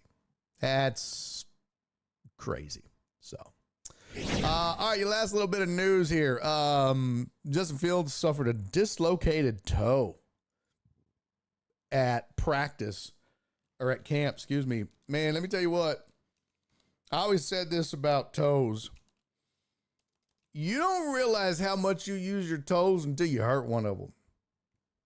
And then, oh my God. Bro, like your pinky toe, you don't even notice your pinky toe. And let you go and hurt one of them. And then see how much you use your pinky toe. You'll be like, oh my God, I didn't realize this little bastard did so much. I can't imagine how bad it would hurt to dislocate a toe. But they said Justin Fields was carted off practice Thursday morning with a dislocated right toe.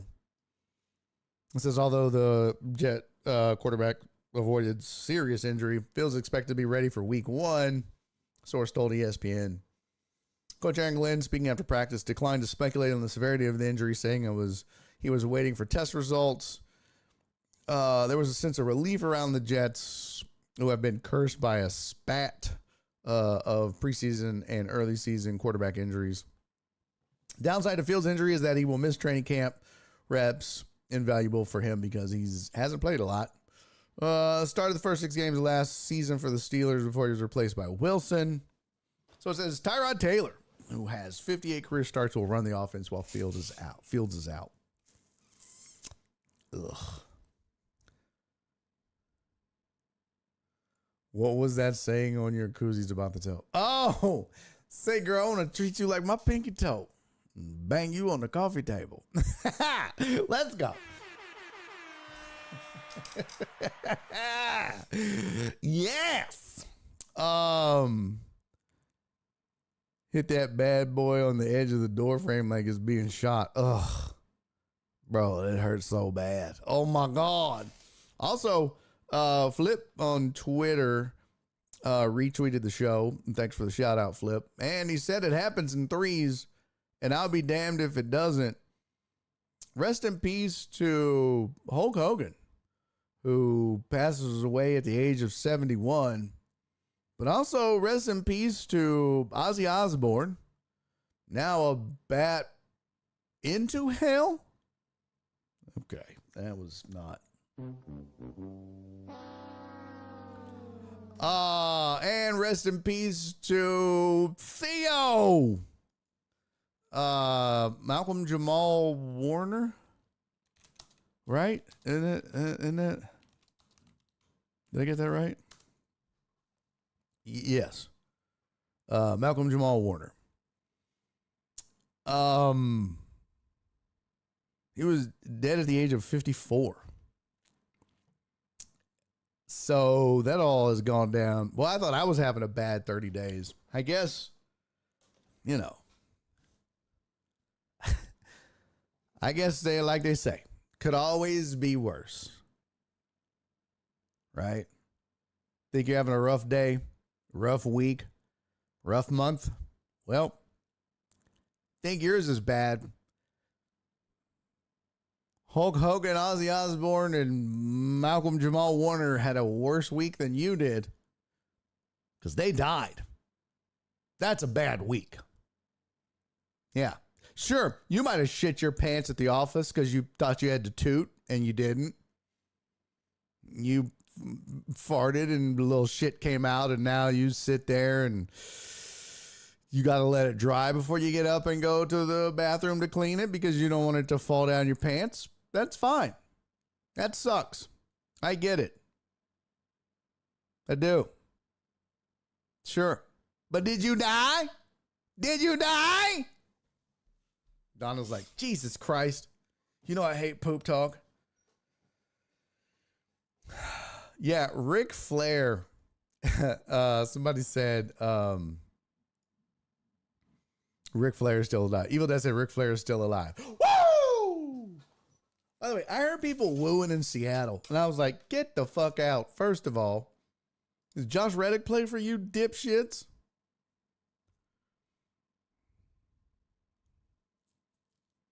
No, I thought Ozzy Osbourne was bad out of hell. I thought that was his thing. Was it not? That was Meatloaf? Whatever. Fuck it. I don't listen to rock and roll. I thought Ozzy was bad out of hell. Oh well. I thought Ozzy had to do something with hell. Ozzy, whatever. I don't give a fuck. He was a member of the Church of England. He might be okay. Oh, good. I dislocated my big toe before. It hurt for water from the shower to hit it. Oh, god damn. Somewhere the Iron Sheik is laughing. Chuck Mangione died today? I don't believe I know who that is. Who? Chuck Mangione. Who the fuck is that guy? If you tell me he played for Meatloaf, I'm gonna be so angry. Oh, that's the bat reference. He bit the head off a bat. That's right. Whatever. I wasn't a rock and roll guy. I'm sorry. I got nothing. I got fucking nothing. Okay? I got nothing. I guarantee you it was fake too, right? I mean, do we all agree that it was most likely a fake bat? Couldn't have been real, right? There's no way? No way. Surely not. I don't know. Maybe I'm crazy. That just doesn't seem sanitary, first of all. Or safe. And where the fuck do you get a live bat from? Like, do you just call up Bats to Go? Like, how the fuck do you, hi, hello, this is Ozzy Osbourne, I shall order a bat. What the fuck? No, I need one bat delivered to the arena. I'm sorry, sir, what? I need a bat delivered to the arena to bat the head off. The fuck are you saying? Sharon! Yeah, exactly. Exactly, Clarence. Sharon, I need a bat. How the fuck do you get a bat to bite the head off in the first fucking place? How does that transaction transpire? That don't make no goddamn sense. Sorry, CZ. Even though I said a bat, I thought he ate a bird. What? That's just chicken, bro. We all eat birds. The fuck you talking about? Ate a bird. Had a bird 2 nights ago. The fuck is you talking about? Buffalo wings? I remember the bat thing though. And wasn't it him that also, who peed on the Alamo? It was him, right? Didn't he piss on the Alamo? I thought he pissed on the Alamo too. Wasn't it him? Somebody pissed on the Alamo. I thought it was him. I could be wrong. Clarence said, clip.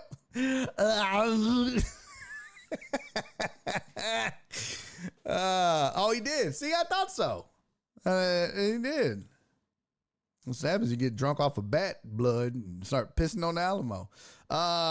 Charles Mangione was an American flugelhorn player. A what? An American flugelhorn player, trumpeter, and composer. Mangione came. What?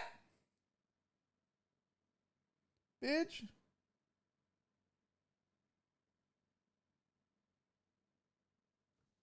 God damn. Shut the fuck up.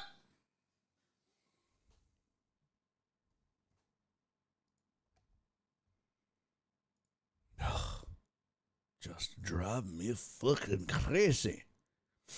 What the shit? What in the shit is happening? Oh, let's see here. Okay. He wrote the Olympic theme? No shit. Didn't know that. Wrote the Olympic themes that's been used since 1980. Ah. Mangione came to prominence as a member of Art Blakey's band in the 60s and later co-led the Jazz Brothers with his brother Gap, achieving international success in 1978 with his jazz pop single Feels So Good. Never heard of it. Let's play it. Come on, let's go to YouTube.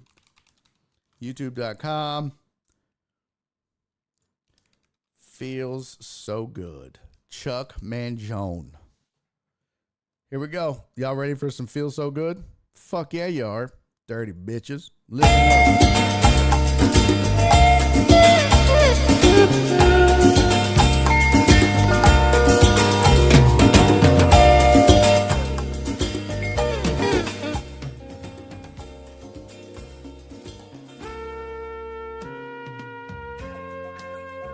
Oh, a little wah-wah guitar.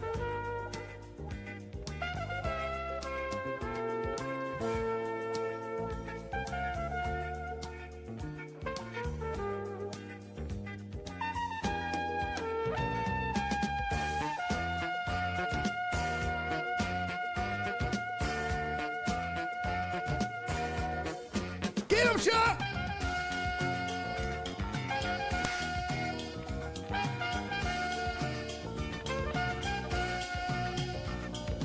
This sounds like the intro to a bad B movie about, like, cops. This sounds like a bad cop movie from the 70s. That's what this is. This is the intro. I just see some dude in some rusty red bell bottoms with a blonde mustache walking down the street. And then, like, now he's walking up to the flat and he, like, knocks on the door.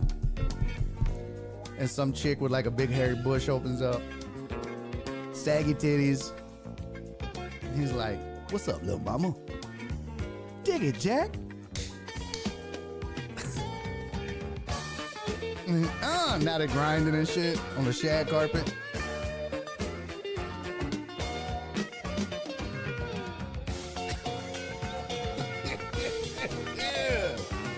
Yeah, baby. Give them hell, Chuck. Give these bitches hell, Chuck. You damn right it feels good. That's enough. Told Dallas is way behind. He goes, "Fuck, too loud. Scared the shit out of me." Yeah, well. All right. Barry on Yacht Rock Radio. Oh, I'll play some Yacht Rock. I gets down on some Yacht Rock. Isn't that a theme from a show in the 80s? No, that's 70s. I saw that movie on Channel 39 back in the day. Sounds like a theme song to Night Court. Absolutely not. Not even close. Not even close. All right, so, yeah. Rest in peace to the flugelhorn player. What the fuck is a flugelhorn? Is that like the... Nope. Thought that was a French horn. Nope. More like a French whore. All right.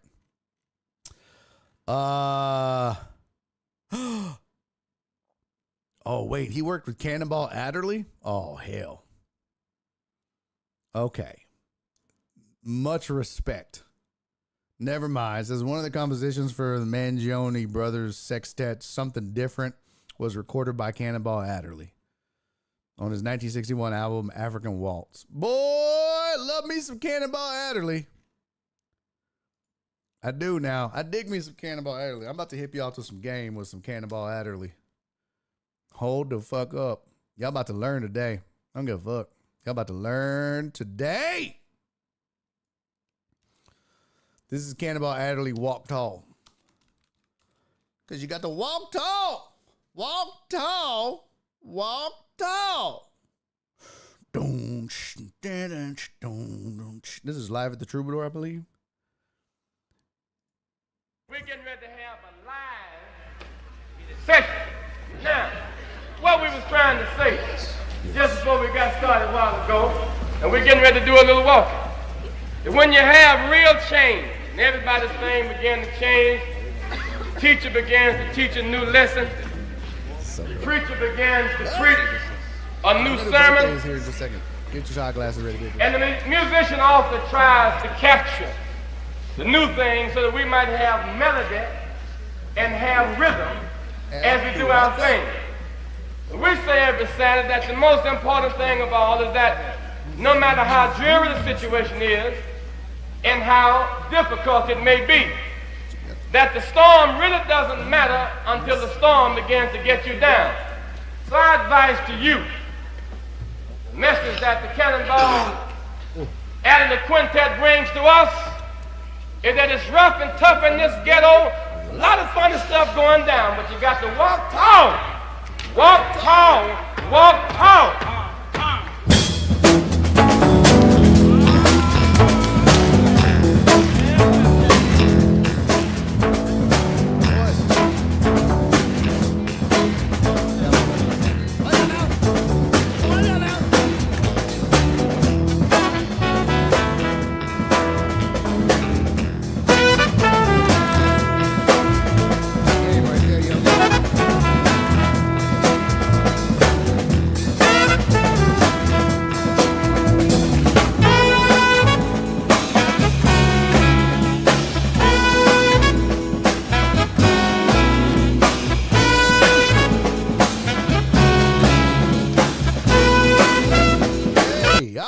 There you go. That's Cannonball Adderley. Yeah, all right. It's time, ladies and gentlemen. Time once again. I'm going to do some birthdays. Y'all get your shot glasses ready. We got not one, not two, damn it, not three, damn it, but 4 birthdays up in this bitch. Man, what have I done in this ready bitch tonight? Oops, I done fucked this all up. Thought my slides was ready. My slides was not ready. I thought my slides was ready. It was not ready. Shit, stop. Okay. So ladies and gentlemen, I want my birthday song to be Cannonball. You don't get to pick and choose your birthday song, you raggedy bitch. Who told you got to choose? Huh? First of all, before we get to that,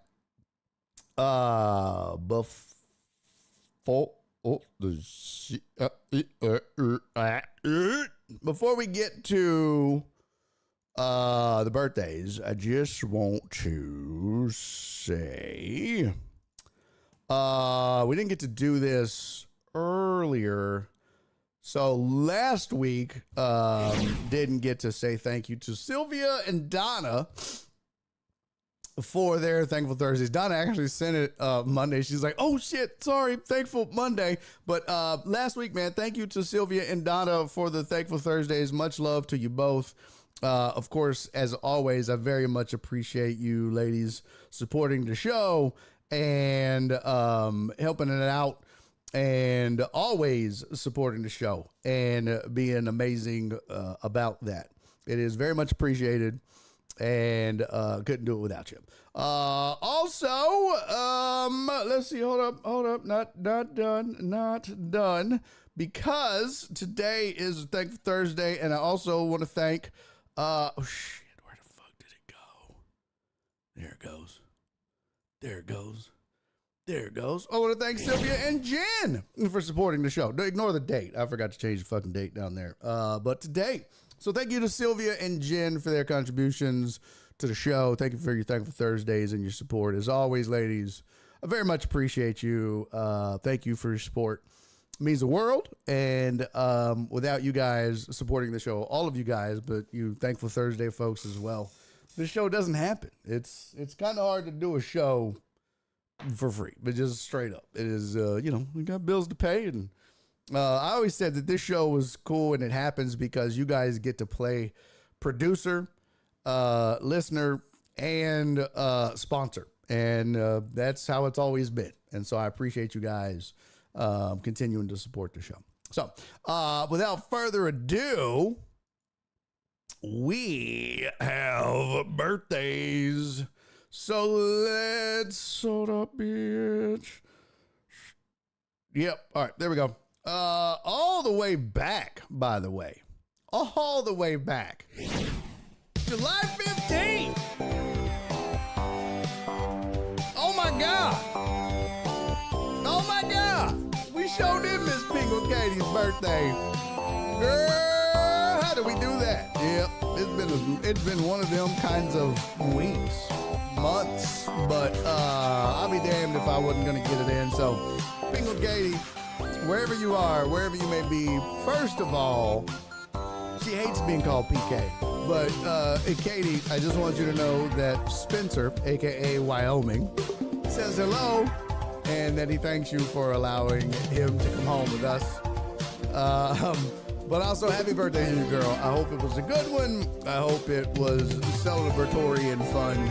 And you did all the things. And sorry it took so long, damn near 10 days to get you your happy birthday. But you know I love you, and I hope it was a good one, and I hope you and the fam celebrated it the best way possible. Not to be outdone, though. Not to be outdone. There are other birthdays, of course, to celebrate. My dog, Clarence. Clarence, happy birthday, big boy. Clarence celebrated a birthday. You know the old saying, black don't crack. Those of you that have seen Clarence, if you haven't seen him, there he is right there. You see his little face on the screen. 107 years old. Wouldn't even know. Look at that face. 107. Can't even tell. That's right. Black don't crack. Clarence is 107. But Clarence, man, I hope you had a great day, brother. I do. I'm sorry I was unable to celebrate it with you and that we missed it because the streaming PC is just an absolute unadulterated piece of shit. But brother, I do hope that it was fantastical and wonderful and that all your wildest dreams came true and that you got some roadhead or a hand job or whatever it is you and he are into. Okay? Love you, buddy. For real. Happy birthday, man. Not to be outdone, also on the 22nd, Dandy Dan celebrated a birthday. Now, Dandy Dan said fuck the rest of us and took his happy ass to Pikes Peak. Yeah, you don't even know where that is, do you? Me neither. I think it's in Wyoming. I think it's where Pikes Peak is at. Yeah, Wyoming? I think it's Wyoming. I've been to it. That's the sad thing, but I went when I was real young. But Dandy Dan's out living it up bigly. Dan, brother, I appreciate you still being a down deckhead, man. Much love to you. I hope you and the missus are somewhere celebrating and haven't fallen off Pikes Peak. That would be tragic. But I hope you had a great birthday, man, and I hope she, took care of you. On the peak, how great would that be? Damn Roadhead. How about Peakhead? Huh? Peakhead would be amazing. Oh, think about that. Getting a mouthy on top of a mountain? Come on. That's next level shit right there. Mouthy at the very top of a mountain, like on the point? Come on. She probably, the air is thin up here. Well, okay. I've shared too much. All right, and not to be outdone, last, but you all know certainly not least, number one in your hearts. Ladies and gentlemen, today, I seen it on my Facebook. My dog, my G, my man Terrence celebrating a birthday. Terrence, it looked pimp as hell too. He had on his little pink outfit with his little Jordans on. Terrence looking as smooth as he wants to look. Speaking of black don't crack, yeah, looking good as hell, looking like a snack. Terrence, brother, happy birthday to you, man. I hope it's a good one. I hope it's a great one, as a matter of fact, man. Tell Pops I said hello, and I hope you guys do something special. You got plans? What you doing? Fun? Something fun, I hope? Don't be like me and do some boring shit.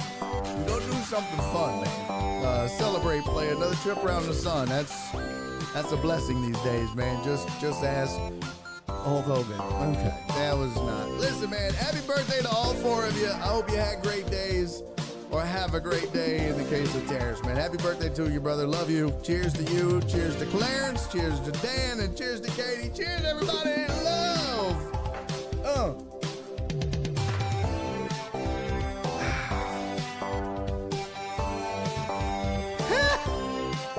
Shit.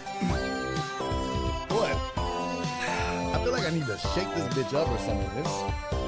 This that Bad Brad's whiskey shit. That has something in it. Like a floaty or something. I don't know what. God damn. Oh boy. All right. Smooth. All right. Whew. Happy birthday, everybody. God damn, I was not prepared for that. Shit. Okay. Couple other things that I had on the topic list for today. Which one do I want to do? Oh, let's do the baseball one. Let's do the baseball. I'll save the football one for tomorrow. Excuse me. Excuse me. Oh, Lord Jesus. Oh, Lord Jesus.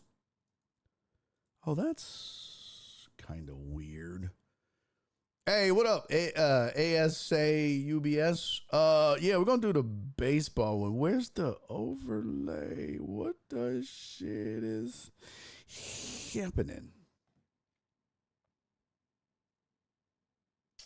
Interesting. Okay. Nope, I can fix that. This is a super easy fix. Too easy. Too easy. Done. All right. No. Not what I was looking for. Done. All right, cool. So I saw this posted somewhere. I forget exactly where. And this is the total number of teams in baseball, Major League Baseball, with at least a 260 average since the year 2000. All right. Total number of teams in baseball with at least a 260 average since the year 2000. 2000, there were 24 teams. That's not the most. The most occurred in 2006. There were 25. 2001, there were 22. Then it goes 18, 21, 23, 20.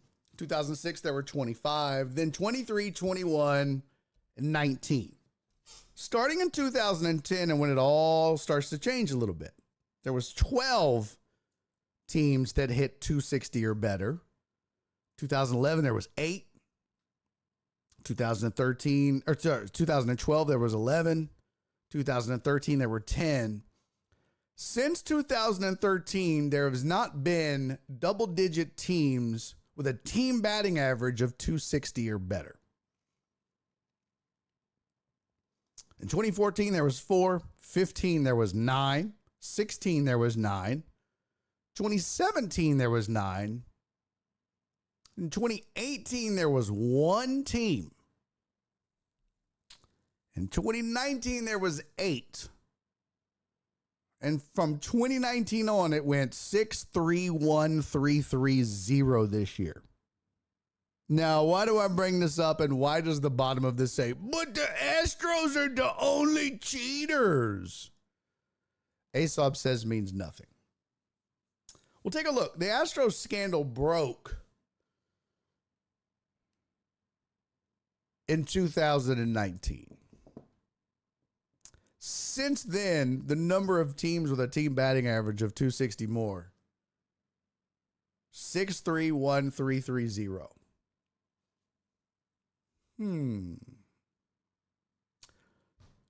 I just think it's kind of odd that excluding the bubble year of 2020 when teams were still like, well, excluding that year, because remember it was kind of a topsy-turvy year. But when you get back to normal baseball operations starting in 2021, it goes 3-1-3-3-0. Teams just batting average just plummets every since then. Ever since the cheating scandal for the Astros breaks. My point is, Asobs, I hope I'm saying that right. If I'm not, correct me. My point is, everyone said that the Astros was an isolated incident. And I think what most people in Houston would say was, look, we're not denying that the Astros cheated. No one in this city ever said that the Astros didn't cheat. They fucking cheated. They're cheaters. The Astros cheated. Oh, I got it. Call you what you want, though. No, if it's Aesop, I want to make sure I get it right. I think to a person, everybody in this city that was a fan of that team said they're cheaters. They cheated. But I think their point was, look, everybody else is doing it. Players have come forward and said that. So while they should be reprimanded, it's not like they're the only ones. I mean, it was well documented that the whole reason that rule existed in the first place that they violated was because the Yankees and the Red Sox were notoriously terrible about using electronics to cheat. That's why the rule existed. And the Astros just didn't stop, quote unquote, when in fact they just got caught because Mike Fiers snitched out loud. And yeah, Key said our point was definitely don't throw stones when you live in a glass house. No one was ever denying the fact they did it. It was just like, look, there are even players coming forward and saying, yeah, they cheat in Seattle. They cheat in the White Sox cheat. This team, like there's a ton of teams that do it. Players, not fans, players.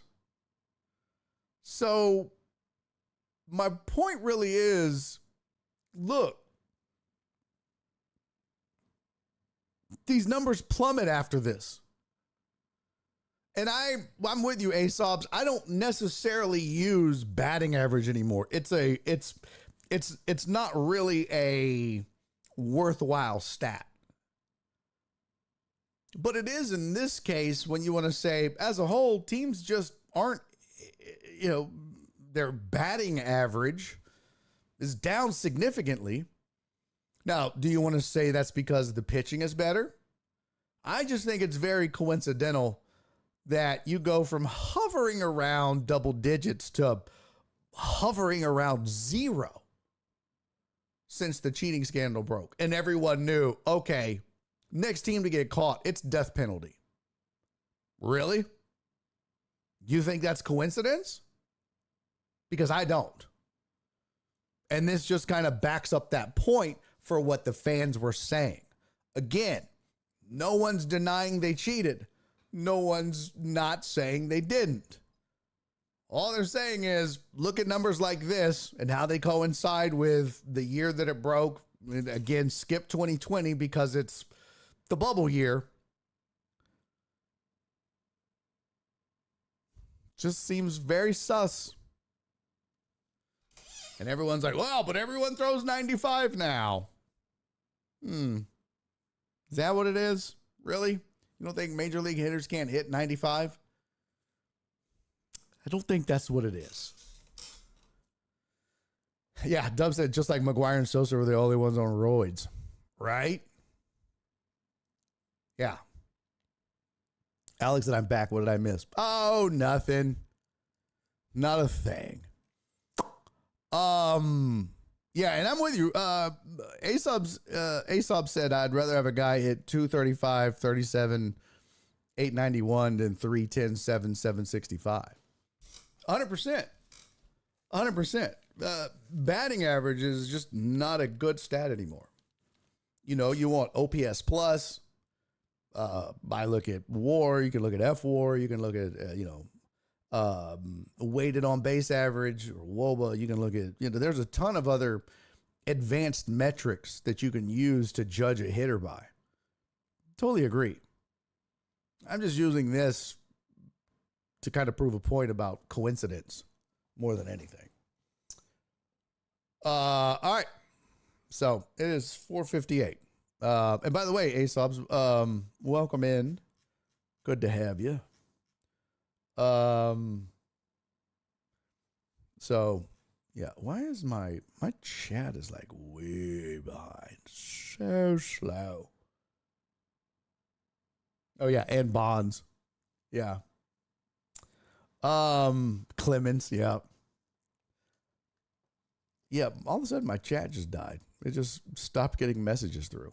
But I see Aesop said exactly WAR and OPS are much better. Yeah, I use OPS plus as a really good metric. You can use like with ERA, you can use ERA plus, fielding independent pitching stats, because that's a good, expected ERA, shit like that. So there's, as fans, you should really, not necessarily, I'm not saying you have to embrace it, but I'm just saying, get to know some of those stats, because that's where this is headed. And eventually you're going to need to know them, because they will become the norm, I promise. All right. That's it. So, Aesop's, we do this Monday through Thursday, barring all kinds of crazy bullshit that's been going on in my life and But we try to do this Monday through Thursday, 2 to 5 p.m. Central Time. So come hang out with us, man. We talk sports, but we also bullshit, have fun. If you don't know, like I'm a stand-up comic and a sports talk radio host. I spent 7 years on ESPN, so we talk sports, but we have a good time, man. We do all kinds of crazy shit. So welcome in, come hang out with us when you can. But for now, that's it. That's the end of this show and the week. We do it Monday through Thursday. Tomorrow is Friday, right? Is today Thursday? I don't even know what day it is. Jesus Christ. I'm so discombobulated right now. Yeah, tomorrow's Friday. Well, there you go. What a shit show of a week this was for this show. We'll be back at it Monday. The PC survived. So whatever I did to try to fix it worked. Praise Jesus. Shut up, cat! My cats are yelling at me because they're hungry. All right. Well, hopefully next week we'll be back to normal. We'll have 4 shows. Most of them won't start on time, and you guys will make fun of me, and everything will be all right. In the meantime, until I see you next week, do me 3 favors, everybody. Would you? Huh? Would you? I know you would. Do me 3 favors. Be safe. Be kind. And most importantly, love each other. All right. I'll see you guys on Monday, man. Have a great weekend. Enjoy your sports or not sports or whatever the hell you do, man. Happy birthday to all the birthday folks out there in Deckhead Land. Terrence, happy birthday today. Clarence and Dan, happy birthday last week. And Katie, happy birthday damn near a month ago. Thank you to all the resubs. Thank you to the Thankful Thursdays. Thank you to everybody watching, new and old, man. I love you guys. See y'all next week. Bye, everybody. And fuck tow truck drivers. Okay, not all of them. Just that one dickhead. And insurance companies. Bye, everybody. Bye. And he's making a YouTube video.